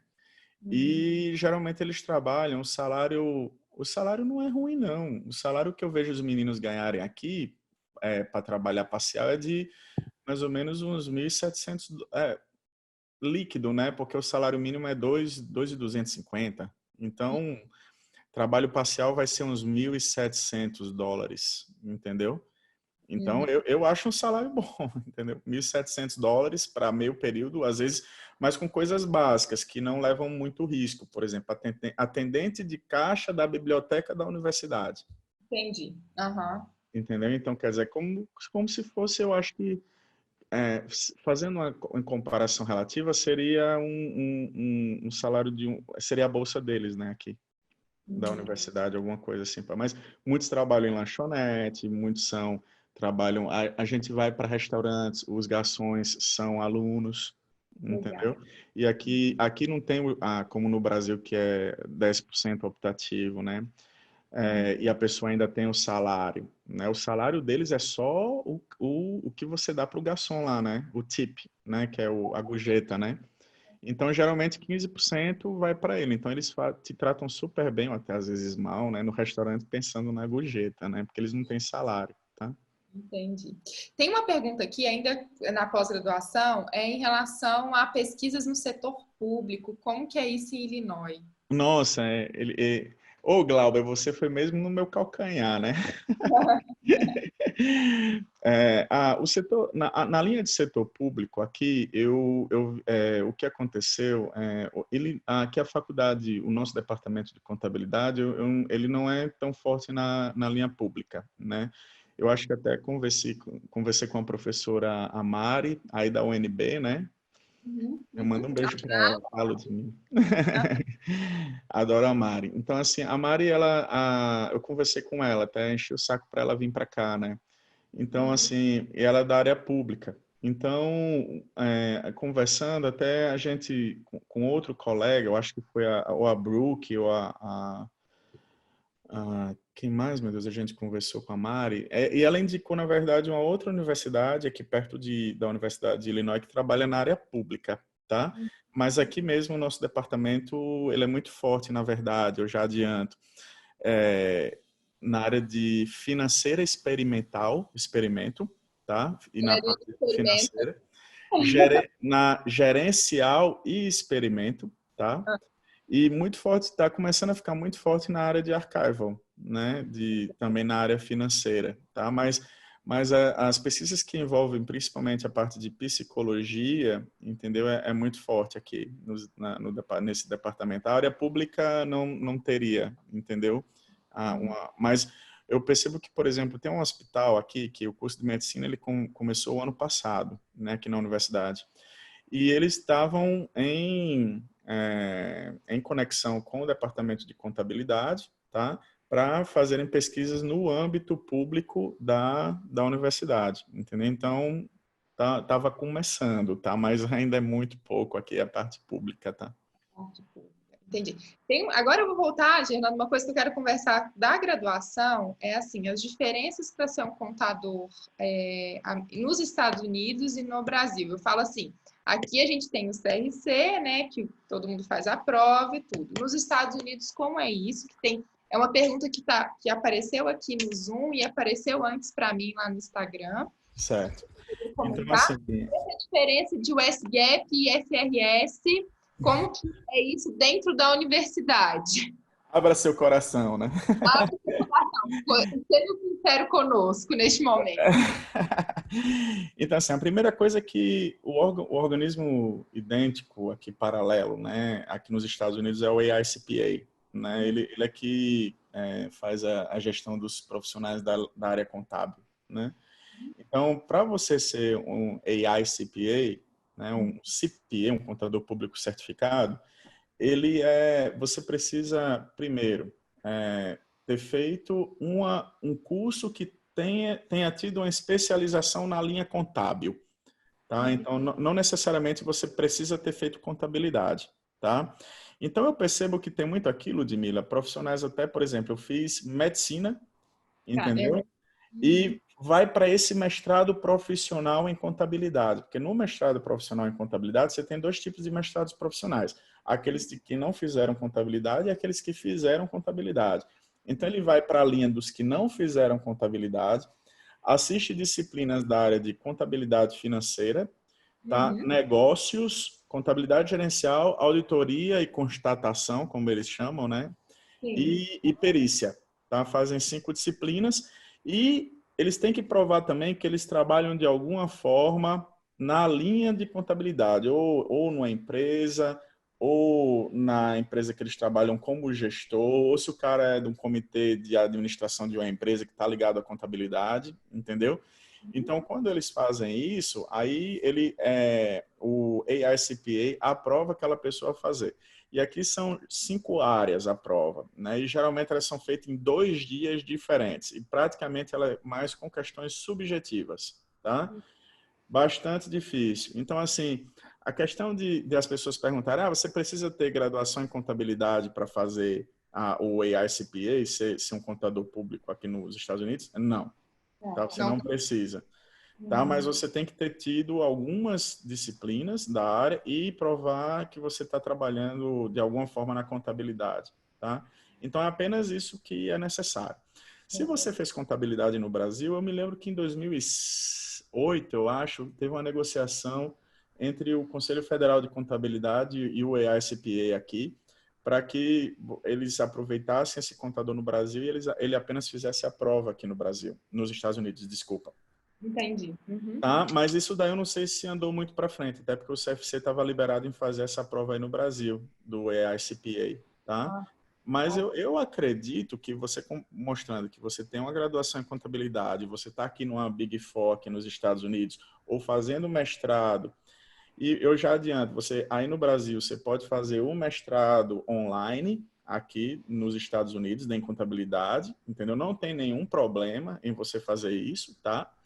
E no final você vai ser mestre em contabilidade pela Universidade de Illinois e você pode ser AICPA. Você pode ser CPA aqui nos Estados Unidos. O que eu já adianto, entendeu? Isso eu gosto de falar, né? Que Você dá a dica e adianta, né, Gerlando? é que aqui você provavelmente tem um mestrado em conjunto, né? A Universidade de Brasília com a Universidade de Illinois, tá? No mestrado profissional em EAD, tá? Que isso vai ser fantástico, né? Porque o problema que você tem é que se você faz o mestrado aqui de Illinois, ele consequentemente, eu garanto, se você só fizer da forma como ele é hoje, você não vai conseguir aprovar o seu diploma aí no Brasil, porque no mestrado aqui profissional não tem dissertação de mestrado, tá? Não tem trabalho de conclusão. O mestrado no exterior ele precisa ser revalidado, né, por uma universidade brasileira, né? Isso, Só isso. para contar essa novidade. Explicar melhor, né? Então, assim, como provavelmente saia, entendeu? Essa ligação entre a Universidade de Brasília e a Universidade de Illinois, e eu estou torcendo por isso, pelo bem do Brasil, Eu também, entendeu? eu estou representando os meus colegas da Universidade de Brasília, estou torcendo muito para isso também. Manda um abraço para o Paulo, por mim, Paulo Lustosa, que está trabalhando tanto em relação a Mari, também trabalhou muito. Né, isso, então, assim, eu acho que aí você consegue fazer as disciplinas daqui, ter o diploma daqui e, ao mesmo tempo, ter o diploma no Brasil para validar no Brasil. Só que se você só pensa aqui, você pode adiantar enquanto o mestrado da UNB não sai com Illinois, né? Você pode, daí do Brasil, fazer o mestrado aqui. Já em relação a pós-doc em EAD, Isso, que é não. uma pergunta. Michele, esquece isso, não vai sair, não. Até Mas porque é uma experiência também, né? é isso que quer dizer, tem muita questão da experiência. Como também o doutorado, né? Assim, a único lugar no mundo que eu vi ter doutorado online foi no Brasil, né? Porque se você fala doutorado aqui nos Estados Unidos online, como assim? Eu não estou entendendo. Como é que eu posso formar um doutor que está trabalhando, entendeu? Assim, numa empresa que não é simples, né? E ainda ele fazer uma tese de doutorado, entendeu? Eu não consigo enxergar isso, tá? Mas são anomalias, né? Que a gente tem que entender às vezes, né? E é importante falar, né, Gerlando, essa convivência, sobretudo no doutorado, presencial, às vezes, você desenvolve tanto de pesquisa, quantos amigos, quantos colegas, parceiros de pesquisa não saiu naquela sala 15 ali da USP, né, que é dos mestrandos e doutorandos. E eu fico imaginando uma universidade americana, essa possibilidade de você conviver com colegas muito bons, parceiros de pesquisa e professores incríveis também, né? Eu acho que É verdade. Então, eu estou vendo aqui do Ricardo Carvalho uma pergunta: o modelo contábil americano versus o internacional, como está essa questão que você também perguntou, né? Eu perguntei. Eu posso ir para uma apresentação recente, tá? De uma professora, poxa, esqueci o nome dela, ela é do board, ela é do IAR, que é Instituto de Educação Contábil Internacional, né? E ela é desse IAR num board no FASB, para fazer a integração entre o IFRS e o SGAP. Tá? Essa integração ela foi iniciada desde 2003, eu acho, 2004. Eu estou dizendo isso porque, como eu sou da área da American Accounting Association, da Associação Internacional, a Ampeconte é americana, vamos falar assim que a pessoa entende melhor, né? Da linha de pesquisa de internacional, então a gente teve acesso a essas conversas. E realmente, quando você coloca o US GAAP do lado do IFRS, vamos dizer que apenas 5% seja assim totalmente convergente, entendeu? 95% seja divergente, entendeu? E se você perguntar para mim, há uma esperança que isso converja, tenha a convergência no futuro? Os Não. americanos não estão preocupados com isso, tá? Então, assim, se você for estudar isso daí, eu não vejo nenhum problema, né? Uma equiparação entre se a empresa faz o IFRS, o SGAP, entendeu? Em algum setor, eu acho que daria para você fazer realmente alguma coisa, tá? Mas eu acredito que já tem bastante pesquisa, né? Mostrando o impacto do IFRS, o As empresas impacto. já podem publicar o consolidado aí em FRS, né, nos Estados Unidos. Mas Isso. Bastante pesquisa sobre isso, né? Então você tem que 30% das empresas abertas aqui nos Estados Unidos, elas fazem IFRS, tá? Elas fazem a contabilidade internacional, por isso que é muito importante os alunos daqui aprenderem a fazer isso, tá? Mas eles não estão muito também a fim de aprenderem não, às vezes, tá? Eles são muito focados no US GAAP, entendeu? E vira, na verdade, depois de um tempo vira uma dúvida, né? Assim, como é que faz IFRS? Depois que ele está no mercado e ele percebe a necessidade, tá? Mas tanto a convergência como a preocupação do mercado americano para a convergência, eu não vejo isso não, tá? É verdade. Tem mais alguma pergunta? Eu acho que assim, estão todos nessa linha de pós, mestrado, doutorado, mas eu queria conversar com você, Gerlando, as pesquisas que você está desenvolvendo aí. Porque aí os pares são muito legais, né? Tem professores aí incríveis. E eu queria saber que áreas que você está fazendo. Eu sei que você está fazendo muita pesquisa cross-country. Você podia falar para a gente as pesquisas, alguns resultados, os grupos de pesquisa? Na verdade, assim, é até um pouco, chega até a ser frustrante a questão de você pesquisar com, eu vou dizer assim, monstros na pesquisa, né? Quando eu estava na USP, se a gente fazia uma pesquisa muito legal, assim, sai depois de uns 2 anos, uma pesquisa legal, uma revista legal, todo mundo, nossa, que legal, aquele e-mail chegou, tal pessoa pesquisou, mandava um abraço por e-mail, parabéns e tal. Aqui toda semana você tem no mínimo um accounting review por semana, sabe? Tem um accounting review por semana, galera. Então, assim, é meio que, poxa, você fica até um pouco frustrado, sabe, assim, em relação a isso. Mas, realmente trabalhar com pesquisadores fantásticos é muito bom, as ideias que eles têm, o tino de pesquisa, e realmente você vê que quando o ambiente realmente forma as pessoas, entendeu? Se você está num ambiente de pesquisa onde o desenvolvimento é muito forte, você tem uma tendência a ir, a seguir a isso, né? Eu tenho mais investido na área de educação, entendeu? Legal. Mas mais na área de educação, de dar aula e ajudando aqui a universidade, a preparação de aulas e novas disciplinas.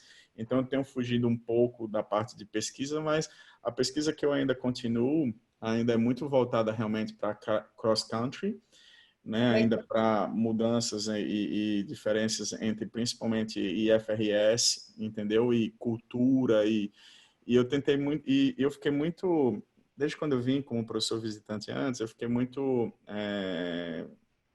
conectado com a parte de personalidade, né? Isso que eu fui... Perguntar sobre as pesquisas sobre Dark Trade que você andou fazendo, várias Isso. publicações. Na verdade, assim, é outra diferença que você tem muito grande entre o Brasil e os Estados Unidos. Eu acho que uma das universidades que até tentou tirar isso um pouco foi a Universidade de São Paulo, colocando a questão de as disciplinas de workshops de pesquisa, né? Que quando você está aqui, por exemplo, você está no Brasil. No Brasil você fica esperando sair um accounting review, né? Para você ver o que é que tem de novo, né?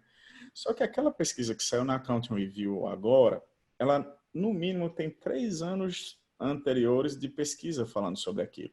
Com certeza. E ela já rodou aqui Gerlando. já rodou em todas as faculdades como workshop antes de ir para a revista.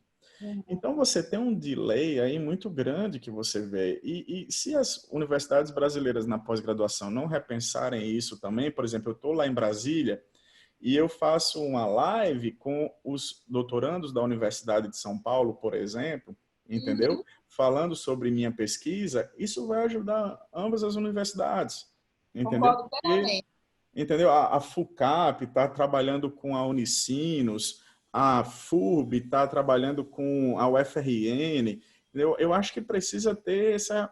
Eu não vejo, na verdade, nenhuma barreira em relação a isso. Eu acho que, às vezes, as pessoas até inventam da cabeça que há uma barreira entre as universidades, entendeu? Eu acho muito pelo contrário. Eu acho que a gente tinha que aproveitar essa facilidade da internet, fazer workshops entre programas de pós-graduação no Brasil, com outros programas internacionais. Com certeza.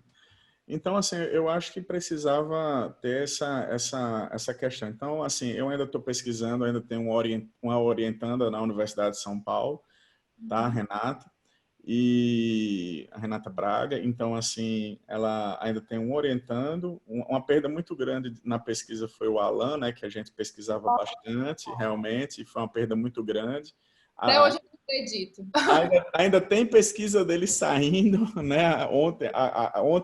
Ontem à noite acabou de sair uma na BAR, né? Eu, a Márcia De Luca e ele, né? De novo, né? Então, quer dizer, ainda tem muita pesquisa que eu e a Alan a gente estava fazendo junto, que ainda estou tentando conseguir trabalhar, porque o choque foi muito grande, né? Mas... Ele ali, eu também, meu cício. Então, assim, as minhas pesquisas elas são mais voltadas para essa linha, né? E eu estou vendo outra pergunta aqui, Ludmila, que é se o currículo da graduação é muito diferente do brasileiro. Olha, assim, aqui é muito enxuto, tá, Vinícius? Aqui, a Vinícius Alves perguntou, né? Aqui é muito enxuto, tá? A graduação é só 3 anos. Então, o aluno ele vai para a especialização para ter auditoria, valuation, perícia, entendeu? Então, não tem tanto, assim, é bastante diferente, porque eu acho o Brasil, ela uma bolha, sabe? Assim, o pessoal acha que você tem que saber tudo, se especializar em tudo, entendeu? Então, quer dizer, aqui é um pouco diferente, aqui é muito objetivo, você tem que aprender isso, isso e isso em 3 anos, e tá tão bom, e depois vai para o mestrado e se especializa na sua área que você quer, entendeu? Agora, sim, uma coisa que eu estou vendo que os americanos estão investindo muito é na área realmente de métodos quantitativos e Big Data, né? Então, a parte de computação aqui, de você fazer programação, está sendo muito forte. Então, o aluno, o que eu admirava muito na Universidade de São Paulo era que você já trabalhava com SPSS, Stata, na graduação, métodos quantitativos bastante fortes. Eu até achava muito forte a graduação na Universidade de São Paulo em métodos quantitativos. E aqui, além disso, eles estão trabalhando programação para o aluno. Então, o aluno já sabe mexer em Python, entendeu? E vários sistemas de Big Data aqui, tá? Agora, assim, o que eu acho que é importante, os professores que estiverem online e os alunos também queiram dos seus departamentos, das suas coordenações, é o projeto político-pedagógico da coordenação, entendeu? Do curso. Entendeu? O que é que eu quero formar um estudante naquela universidade? Entendeu? Qual que vai ser o perfil do contador que vai sair formado por essa universidade? Essa definição. Para você ter ideia, o último PPP, não sei se mudou, lá na USP, eu estava sendo coordenador do curso na época, a gente levou 3 anos para fazer a mudança. E eu me lembro que a gente a gente conversou com as empresas que os alunos faziam estágio, entendeu? Na universidade. A gente perguntou às empresas o que é que queriam da gente, entendeu? A gente olhou para a massa dos nossos professores, porque também não adianta eu mudar o curso se eu não tenho um professor que não vá dar aula daquilo. Com o perfil, né, que o mercado deseja. Isso eu chamo matar o professor, seja na pós-graduação ou na graduação, né? Quando você não quer que um professor dê mais aula, diga que não vai ter mais a disciplina dele, né? E geralmente os professores, eles colocam muito o coração naquela disciplina que acha que é dele pro resto da vida, né? Então, tem isso também. Então, assim, você tem que trabalhar todos os lados. Você tem que trabalhar com o professor que você tem, tá? Isso também é uma questão estratégica. Isso não é de 1 ano, 2 anos, você tem que pensar de 7 a 10 anos. Você tem que perguntar ao aluno, entendeu? Que está fazendo a graduação, entendeu? Perguntar aos egressos, entendeu? E a estrutura da universidade. Então, o que é que adianta eu colocar um curso de Python se eu não tenho um laboratório? Exatamente. Uhum. Então, quer dizer, isso daí tem que ser muito bem pensado, mas eu acho muito importante que isso daí vá seja de todas as universidades de uma forma geral. Tá? Chame especialistas do mercado, chame especialistas, outros professores, veja a necessidade da região onde a universidade está, eu acho também é muito importante, tá? E os alunos, principalmente dos DAs ou CAs, depende das regiões são diferentes, né, estejam lá perto do departamento, né, principalmente para exigir que o planejamento político-pedagógico do curso seja realizado. Exatamente. Por exemplo, uma das coisas que eu acho muito interessante, Ludmila, é como é o TCC. Né? Eu acho que é um dos maiores estresses dos alunos da graduação é o TCC. Porque aqui na UNB eu sou coordenadora de TCC. Nossa, então já sei que você todo semestre um estresse, né? Porque assim, nossa, até que ponto o aluno que chega no 4º ano, ele é exigido às vezes a fazer um artigo científico. Uhum. Ou escrever 80 páginas, como se praticamente fosse uma dissertação. Até numa pós-graduação, você exigir uma pós-graduação, uma especialização, ela ser acadêmica, eu não vejo mais como sentido numa especialização ela ser acadêmica, tá? Totalmente, entendeu? Eu estou preparando o quê? Numa especialização, um professor, um pesquisador, entendeu? Quer dizer, você pode aumentar a curva de conhecimento da pessoa sem essa necessidade, entendeu? Então, assim, eu vejo estudantes chegarem no último ano do curso, ficarem apavorados porque tem que escrever um artigo científico quando nunca fizeram. Porque o curso nunca exigiu que eles escrevessem mais de 10 páginas. Agora sim, eu acredito que também, quando tem universidades que influenciam o aluno a ser iniciação científica. Então, vamos pensar os dois lados. Quer dizer, o aluno chega ao final e decide se ele quer fazer um TCC de iniciação científica da forma como um paper, ou ele queira fazer, por exemplo, um projeto, um business plan de uma empresa. Entendeu? O aluno ele vai para a Caixa Econômica, ele vai para o serviço público, ele vai ser contador de empresas pequenas, porque ele vai ter que escrever um problema de pesquisa e pós, uma coisa mais chata que a gente faz, né? Quer dizer, para um aluno desse, entendeu? Quer dizer, eu acho que é uma das coisas que as universidades precisam se desenvolver nesse sentido. Com entendeu? certeza. E a gente tem que pensar junto isso, né? O Tavares perguntou aqui se tem alguma linha de pesquisa, se eu tenho alguma linha de pesquisa em inteligência artificial para pequenas empresas. Não, Tavares, eu não estou pesquisando disso daí, não. Eu gosto de estudar sobre inteligência artificial, tá? Isso daí eu gosto muito de estudar, porque eu sempre, desde pequeno, eu gostei muito de computadores, computação, eu adoro máquina, entendeu? Então, quer dizer, eu acho muito legal e estudo muito mais como um curioso, né? Mas não como linha de pesquisa mesmo, não, tá? O Antônio Gualberto está perguntando aqui sobre o impacto da pesquisa em contabilidade, alguma discussão sobre o impacto da pesquisa em contabilidade nos Estados Unidos. Olha, assim, é totalmente diferente tá, aqui dos Estados Unidos como do Brasil. Aqui você tem mais do que o triplo de quantidade de doutores, né? Isso já é muita diferença, tá? Você tem no máximo chutando aí uns 1.800 doutores no Brasil. Não sei se é isso, Já Ludmila. faz tudo, para mim era menos. Que bom, fico Uns feliz. Aqui você tem mais de 20 mil doutores, né? Então, quer dizer, é muito diferente, né? Mas a questão da pesquisa em si, A Carla eu, já falou, são mais de 2.000 doutores. Uma ah, informação que eu olha surpresa. aí, ó, obrigado, tá, Carla, por falar. Obrigada, Carla. Então, assim, eu achava que era realmente uns 2.000 doutores, mais ou menos, tá? Então, assim, até porque você tem mais de 38, 40 doutorados, né, no Brasil já, eu acho. Então, assim, a pesquisa aqui nos Estados Unidos, eu percebo muito que você tem que fazer uma coisa totalmente diferente de todo mundo, tá?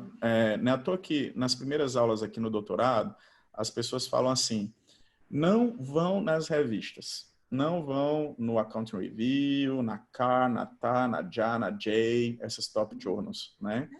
Vão no jornal, vá no jornal, assista a televisão, vá lá fora ver como é que estão as empresas, veja as publicações dos balanços, entendeu? Veja o que é que está acontecendo na vida real para você trazer e ser uma coisa diferenciada. Porque se Sim. você lê, bota uma coisa na sua cabeça, se você lê muito História do Tio Patinhas, entendeu? Você só vai saber falar sobre o Tio Patinhas. Então, se eu ler muito a Accounting Review, eu vou ficar viesado nas pesquisas que estão tendo lá na Accounting Review e vou tentar ou fazer igual ou apenas modificar uma pesquisa que foi feita antes. Então, essa é a ideia que as pessoas têm aqui de pesquisa, tá, Que Antônio? você falou já são pesquisas de 2, 3 anos atrás que foram discutidas, né? Uhum.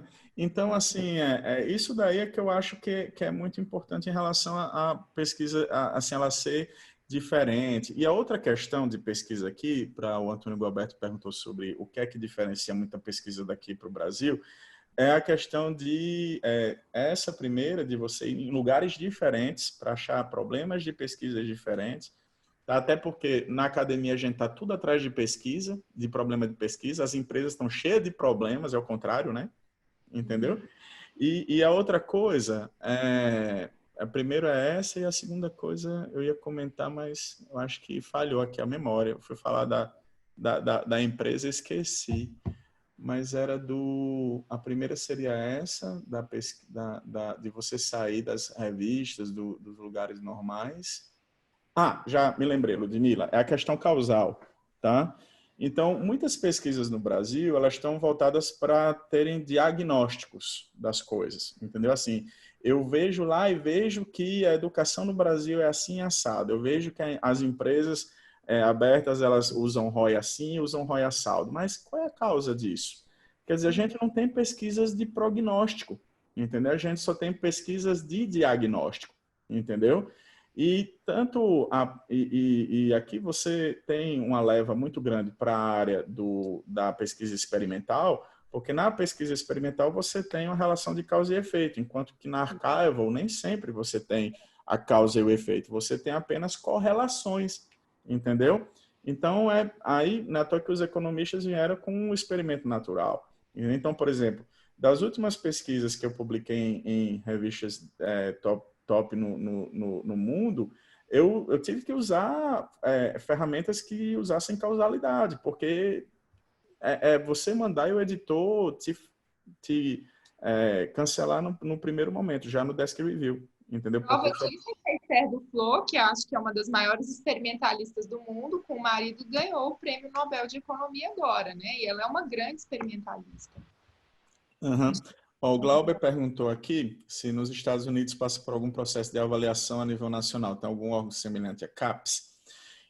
Então, assim, os órgãos que avaliam as pós-graduações, elas são organismos externos, tá? Assim, e geralmente privados. No governo, ele apenas faz a autorização e vê se você tem um mínimo, né? Então, você tem o ACSB, por exemplo, que é um organismo que vê as graduações em negócios, de uma forma geral, e pós-graduação também, tá? Então, se você não tem esse selo, Glauber, você não é visto como bom. Então, nem adianta você ir para o mercado porque você não vai ter aluno, entendeu? Esse é o que acontece. Então, o próprio mercado ele é autorregulado, entendeu? Se você não tem certos selos na sua universidade, você não tem. Mas o Ministério da Educação em si ele tem uns fatores mínimos para o curso existir, tá? Mas eu acredito que o mercado aqui ele é muito mais forte em dar esses selos, tá? Então, de 5 em 5 anos a gente... Não, todo ano vem um pessoal do IESSB aqui analisar a gente, tá? E geralmente agora é de 5 em 5 anos, eu acho. Eu acho que nos primeiros anos é de 1 em 1 ano, depois 4 a 5 anos, tá? Então, acho que é isso daí, a resposta ao Glauber, tá? Não sei se tem alguma outra aqui. Ah, tem o Marcelo. O Marcelo perguntou se há algum tipo de formação permanente para o professor por parte da universidade ou algum tipo de exigência de atualização em termos de conhecimento de docência. Nossa, quando eu cheguei aqui, vocês não têm noção, assim, todo ano eu faço um curso sobre oh meu Deus, esqueci de novo o nome daquilo, meu Deus. Harassment. Eu estou me lembrando do nome em inglês, mas esqueci de português. Eu estou ficando velho, Ludmila, não estou mais lembrando dos nomes não, sabe? Muita informação. O mundo tem muita. Então, assim, você tem vários cursos da universidade, entendeu? Que você tem que fazer de ética, de... Não é aliciamento sexual, como é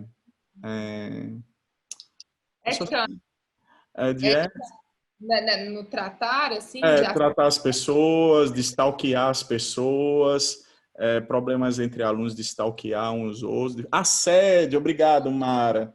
Muito obrigado, é assédio, isso. Eu estava me lembrando do harassment, né? Então, assim, você tem cursos de assédio, entendeu? Porque você eu aprendi que tem vários tipos de assédio, né? Até o assédio cultural, de você ser do Brasil e ser tratado mal por ser brasileiro, entendeu? Por exemplo, isso é um tipo de assédio. Então, você tem vários treinamentos em relação a ser uma pessoa civilizada no seu trabalho, entendeu? Ética. E você tem vários cursos de didática, entendeu? Assim, no mínimo de 3 a 4 cursos de didática, entendeu? Por mês, entendeu? Então, quer dizer, é fantástico isso daí que eu achei também, entendeu? Tem um departamento na universidade só sobre didática. Entendeu? Então, e quando você está com problemas na sua avaliação de desempenho, por exemplo, você vai lá, mostra sua ementa da disciplina, seus sílabos, diz o que é que está acontecendo, mostra a avaliação, entendeu? Então, nossa, esse departamento é fantástico, tá? legal. Eu acho que tem outro aqui, a graduação nos Estados Unidos é específica. É. O Vinícius perguntou se a graduação nos Estados Unidos é específica em contabilidade ou é uma base geral. Tem os dois, tá? Tem só, mas assim, no primeiro ano, Vinícius, é todo mundo junto, tá? Todo mundo fazendo as disciplinas básicas, tá? Depois é que os meninos se dividem, mas não tem outra prova para divisão, não. Você entra na universidade, eu quero contabilidade, mas eu faço lá com administração, com economia, tá? É o modelo que a USP adotou agora, né? Para entrar na. Entendeu? Então, assim, mas você tem de várias formas também. Você também tem aquela que você tem que fazer uma prova e escolher para onde vai, você tem aquela que você entra direto. Depende muito da faculdade, tá?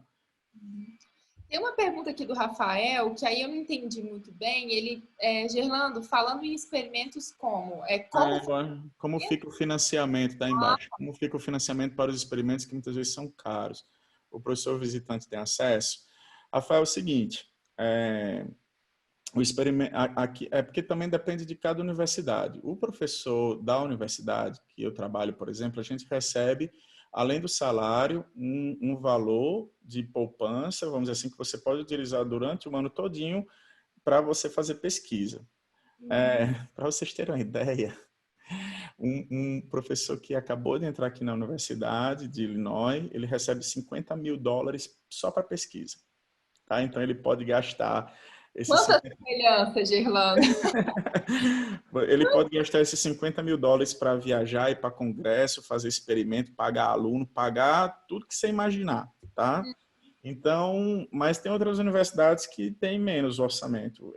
Por exemplo, tenho um orçamento de pesquisa, apesar de eu ser da linha de educação, tá? Para ser professor de educação, tá? Então, assim, para professor visitante que vem, se você vem como visitante, você tem que falar com o professor que está fazendo a pesquisa aqui para ele, se ele pode ceder parte dessa bolsa dele, entendeu? Para fazer a pesquisa contigo. Eu não vejo nenhum problema. Ele pode fazer isso sim, tá?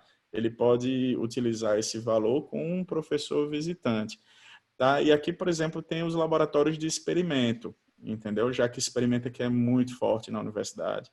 Então, eu acho que basta a conversa e isso daí sairia. O Mortala está perguntando bolsa de doutorado nos Estados Unidos, como funciona. Acho que a gente já falou sobre isso, né, Ludmila? Que na verdade o doutorando ele recebe um salário para estar no doutorado e não paga, o doutorado não é pago, É né? fácil ser doutorando também, é bom. Nossa, é muito difícil, assim, tem várias provas, tem entrevista, entendeu? Agora, o que eu percebo muito, assim, do porquê de eu não ver tantos brasileiros aqui, eu vou dizer que uma das coisas que eu percebo é a língua, viu, Ludmila?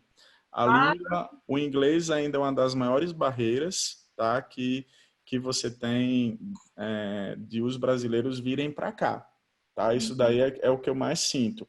Porque o brasileiro que ele fala o inglês, ele se sai muito bem aqui. Eu não vejo nenhum problema. Você tem. é muito legal você falar isso, que eu fiz uma live com a Bianca Checon, né, que hoje é professora da GV, e ela fala que é impressionante. Sabendo inglês, nós estamos no mesmo nível de discutir pesquisa com qualquer pessoa no mundo que estiver na universidade americana. Eu concordo com isso. Tá? Então, você tinha um aluno brasileiro aqui que fez a graduação aqui, fez o mestrado, estava no doutorado, só que ele cansou, não quis mais fazer o doutorado, mas ele estava no mesmo nível dos outros alunos. Uhum. Então, o maior problema, se você perguntar para mim por que você não tem vários brasileiros aqui, primeiro é não saber, é falta de informação, entendeu? Sim. E a E essa segunda, está sendo muito importante, Irlanda, porque eu acho que você está tendo dúvidas de várias pessoas, né? e a segunda coisa é a língua, entendeu? Até porque eu tenho um professor muito amigo que diz que o português é um código, né? Só a gente mais 3 ou 4 países que sabem, né? Quem é que vai se preocupar em saber português? A gente fala, coloca qualquer coisa na internet em português, ninguém nem tá vendo, né? Mas se você coloca qualquer coisa em inglês, o mundo todo sabe. Sim. Entendeu? Olha que coisa doida isso, né?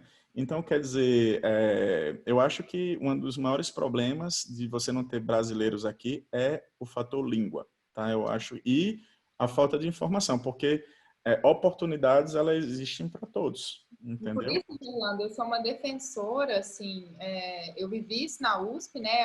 Assim, na USP, quando eu entrei para o doutorado, o TOEFL era obrigatório, e eu achei isso uma política sensacional, que é para você internacionalizar. Se os Né? programas de pós-graduação não fizerem isso, a gente não vai Eu cansei de ver alunos internacionalizar. fantásticos de outras instituições que não entraram na USP por causa do TOEFL. Pois é. Agora, mas aquele negócio, assim, o pessoal criticava muito a USP em relação a isso, mas eu acho que eu via isso como uma coisa boa, porque imagina você lá na USP, sentar lá numa aula e chegar um cara de fora para dar aula, você não se comunica, Lembra entendeu? dos Quer nossos dizer, workshops, que lá na USP também tem, né, no doutorado, os workshops, vários professores americanos, se você não tivesse o TOEFL, como que você ia participar como daquelas é que aulas? você ia comunicar? Então, eu vejo, na verdade, até uma coisa boa você ter que fazer isso como para o aluno não se sentir mal depois, entendeu? De não conseguir se comunicar. Tem uma da contabilidade ambiental FSAA, ela perguntou ou ele perguntou, boa noite, Gerlando, voltando ao assunto mestrado em Illinois, uma pessoa aqui do Brasil consegue fazer o mestrado da forma EAD? Sim, consegue. Tá? Você consegue fazer o mestrado daqui da forma EAD, sem nenhum problema. Tá? As aulas são, você recebe todo o material online, faz tudo online e tem uma vez na semana você assiste 1h20 de aula online ou você pode ver a gravação da aula, tá? Não precisa você estar online na live session, como é falado, tá? Mas a validação é que é o problema, tá? Porque se você tem só o mestrado online aqui de Illinois, ele provavelmente não vai ser validado no Brasil porque aqui não tem a dissertação de mestrado que é exigido no Brasil, tá? Então, você não vai conseguir validar. Como eu disse, estamos cruzando os dedos, tá? Para sair o mestrado Illinois UNB, né? Que você consiga fazer esse mestrado aí sendo uma titulação dupla, tá? Então, aí você vai conseguir, tá? Contabilidade ambiental. Gerlando, agora a gente falou muito aí dessa questão americana. Eu queria conversar com você rapidamente. Nossa live está se alongando, eu não sei como está a sua agenda, mas sobre publicação, porque você é editor da Repec, né? Sim, sou. E aí eu queria conversar com você sobre prazos de espera de artigos, de submissão. Assim, numa publicação no Top Journal Internacional, você demora de 1 ano e meio a 2, 3 anos para fazer uma publicação num Top Journal Internacional, né? No Brasil, eu percebo que dependendo da revista, 3 a 6 meses, né? Você consegue fazer a publicação. O que eu fico preocupado, até agora falando como editor da Repec, tá? É que as pessoas, primeiro, elas não conseguem não ler o que a revista quer delas, entendeu? A gente teve que criar vários normativos porque estava de um jeito que o pessoal acabava o TCC com a capa mesmo do nome do orientando, com o orientador, eles mandavam para a revista. Entendeu? Então, quer dizer, eu percebo até um pouco de falta de respeito desse orientador que deixou um garoto de TCC, uma garota de TCC, né, fazer o TCC e já mandar direto para uma revista. E a revista ela é uma publicação final. Tá? Ou seja, o que é que eu entendo como uma publicação final? É que ela foi trabalhada, ela foi mandada para congresso, ela foi conversada, ela foi dialogada, entendeu? E ela vai para uma publicação final. Para você ter uma ideia do que eu fico preocupado com a cabeça das pessoas aí no Brasil, é que eu peguei uma pesquisa, um trabalho recente, que mandou Acho que travou o Gerlando. Travou, Ludmila. Agora sim, voltou. Uhum. Então, assim, a pessoa mandou com é a minha internet que está com problema, tá? Tá mostrando aqui que a minha internet está instável. Uhum. O Zoom é bonzinho nisso também. Ele também diz pra gente o que está acontecendo. Tá Então, rolando. assim, as pessoas mandou uma pesquisa que eu não consegui passar da segunda página, Ludmila, entendeu? Do português, né? E a pesquisa, eu achei que a pesquisa em si estava interessante, daria para uma publicação.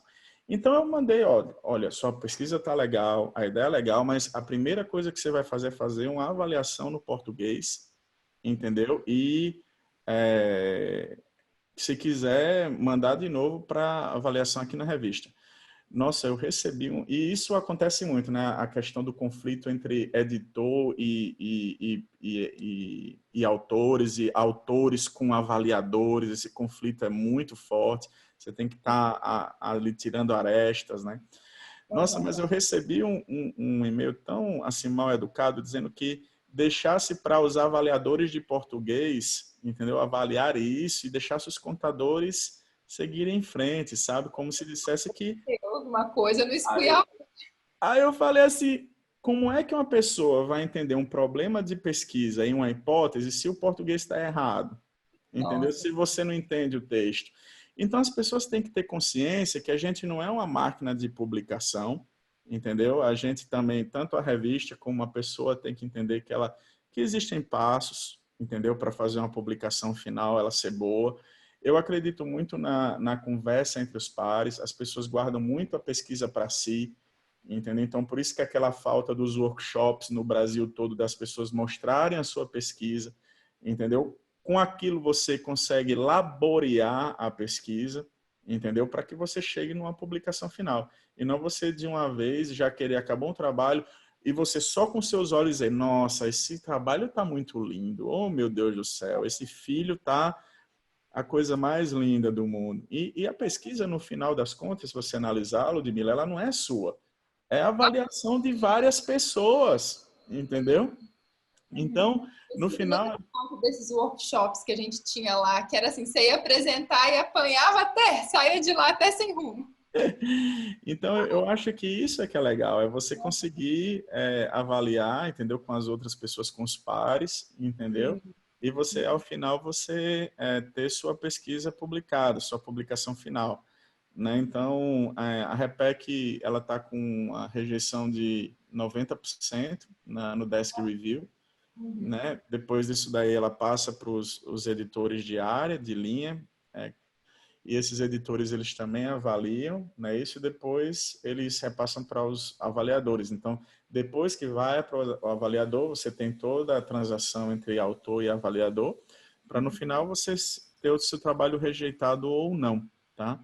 Então, o que eu recebo de e-mail dizendo assim, quanto eu tenho que pagar para minha pesquisa ser publicada, entendeu? Quanto eu tenho que fazer para isso? Quer dizer, coisas que você vê que são problemas da raiz, entendeu? Das universidades, que não tem pessoas que falem sobre pesquisa para seus estudantes, entendeu? Então, eu vejo muito isso como editor da REPEC, né? Entendeu? Então... Aquela dúvida, porque alguns journals internacionais você tem que pagar para submeter, né? Também pode ser essa questão.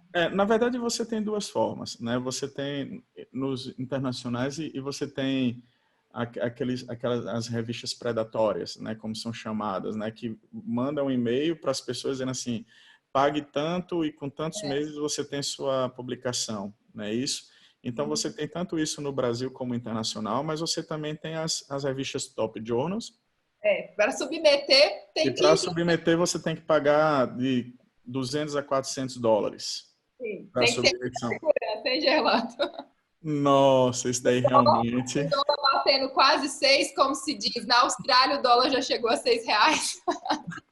Eu vi um meme hoje na internet, eu ri demais. Na Austrália, o dólar já está R$6. Né, então é isso, Ludmila. Eu acho que as pessoas têm que primeiro entender a revista, saber o que ela publica, saber como é o trabalho daquela revista, entendeu? Ler os trabalhos da revista, né, para ver como é que são publicados, entendeu? Para depois que você realmente burilar bastante aquele trabalho, você mandar para a publicação final, que seria a revista. Eu juro para você que, pelo menos nas revistas que eu tenho, no Tija e no GIA, nossa, demoraram de 2 a 3 anos para ter a publicação. Aqui, pelo menos nos Estados Unidos, né? Mas no final é legal. Legal demais. Aqui o Glauber perguntou, né, se o processo de avaliação da CAPES não induz esse processo. Eu acredito que sim, para falar a verdade. O problema é que a questão da CAPES é que você nunca sabe qual vai ser a revista, né? O que eu falo em relação às pessoas é legal você seguir a CAPES, é legal você seguir o SPEL também, né? Que o SPEL mostra as revistas mais citadas, né? E no Brasil principalmente. Mas eu gosto muito de publicar onde eu vejo que a pesquisa é legal e onde está a minha pesquisa, entendeu? Então, quando me perguntaram assim, Gerlando, como é que você começou a publicar fora do Brasil? Eu pensei duas coisas, tá? A primeira é como a minha pesquisa poderia ser diferenciada com as outras de fora. Então, o que é que eu tinha de diferente aí no Brasil? Era o IFRS. Entendeu? Ninguém sabia IFRS aqui nos Estados Unidos de uma forma geral, só alguns professores, vamos dizer assim. Então, eu tinha que pesquisar uma coisa que eles não sabiam, tá?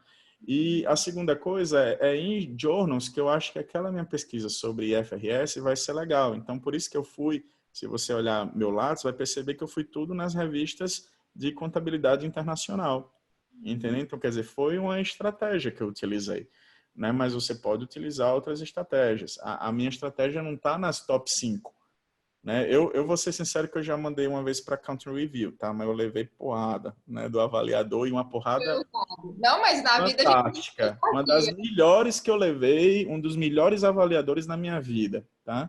Mas eu achei que foi bastante interessante. Mas você já tem brasileiros publicando, né, nos Estados Unidos. Tem o Fábio publicou recentemente na CAR, né, na Contemporary Accounting Review. Né? Então, quer dizer, você tem pessoas que estão conseguindo. O Fábio, ele está trabalhando com pessoas de fora do Brasil, então isso facilita, eu acho, às vezes, tá? Se você não dá para você não estar no meio, tá? Se você não está no meio, entendeu? Esqueça, tá? Então, se você não está no meio dos pesquisadores daquelas revistas, vai ser muito difícil você ter a publicação, você tem que estar lá no meio. Então, é muito difícil, por exemplo, um brasileiro publicar sozinho, tá, como autor, estando só fazendo pesquisa aí no Brasil, sem estar viajando internacionalmente ou estando em contato com os pesquisadores do mundo. Isso. Então, eu acho que é isso, tá? E o futuro, Gerlando, como é que é? Quais são os seus planos aí para o futuro? Estados Unidos, vai ficar por aí?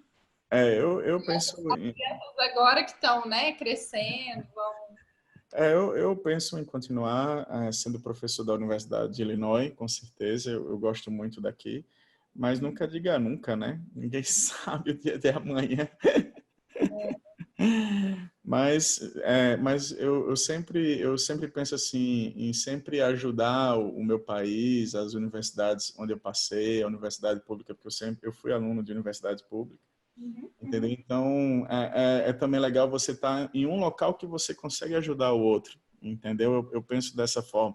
Talvez se eu tivesse numa universidade pública no Brasil, eu não tivesse conseguindo fazer o que eu estou fazendo hoje, entendeu? Pela educação do nosso país, tá? Então, eu penso dessa forma. Enquanto eu conseguir estar ajudando de alguma forma, esse seria a melhor estratégia, vamos dizer assim. Ótimo. Eu acho que não tem mais nenhum... pergunta. Não, obrigada. Estão aqui me parabenizando pela iniciativa. Obrigado também, Glauber. Muito obrigada, Glauber. Eu quero agradecer, Gerlando, muito pela sua disponibilidade. Eu falo que o tempo ele é nosso maior ativo e você reservou um tempo para conversar conosco aqui. Compartilhou tanta coisa, tanta experiência. Eu quero te convidar, já te convidei, mas agora te convidar assim, em público, porque a gente está organizando o 6º Congresso da UNB e a gente vai começar com uma série de web conferences e aí a gente quer que você participe de uma delas, tá? Daqui uns dias vai chegar o e-mail aí para você escolher. Vamos lá.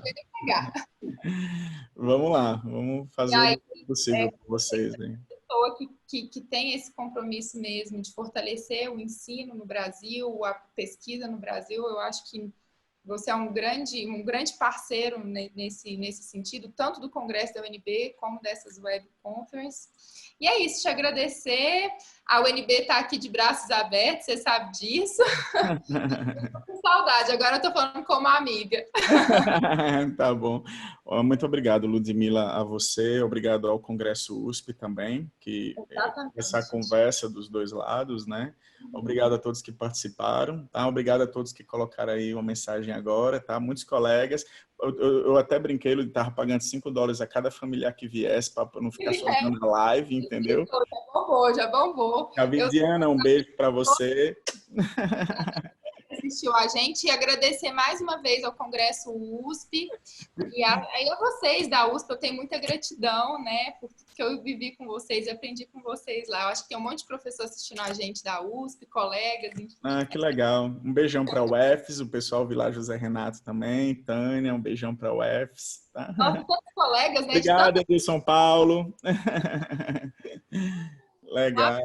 Fernando. Tá, um abração para vocês, tá? Muito obrigado por tudo. Eu tenho aqui o link do nosso Zoom, aí eu repasso para você, Ludmila, e devo repassar também para o Congresso USP, tá bom? Perfeito. E assim que eu tiver o link, eu vou colocar no nosso canal do podcast no YouTube, tá bom? Bom. Eu compartilho com vocês. Tchau, tchau. Um abração a todos. Tchau, tchau.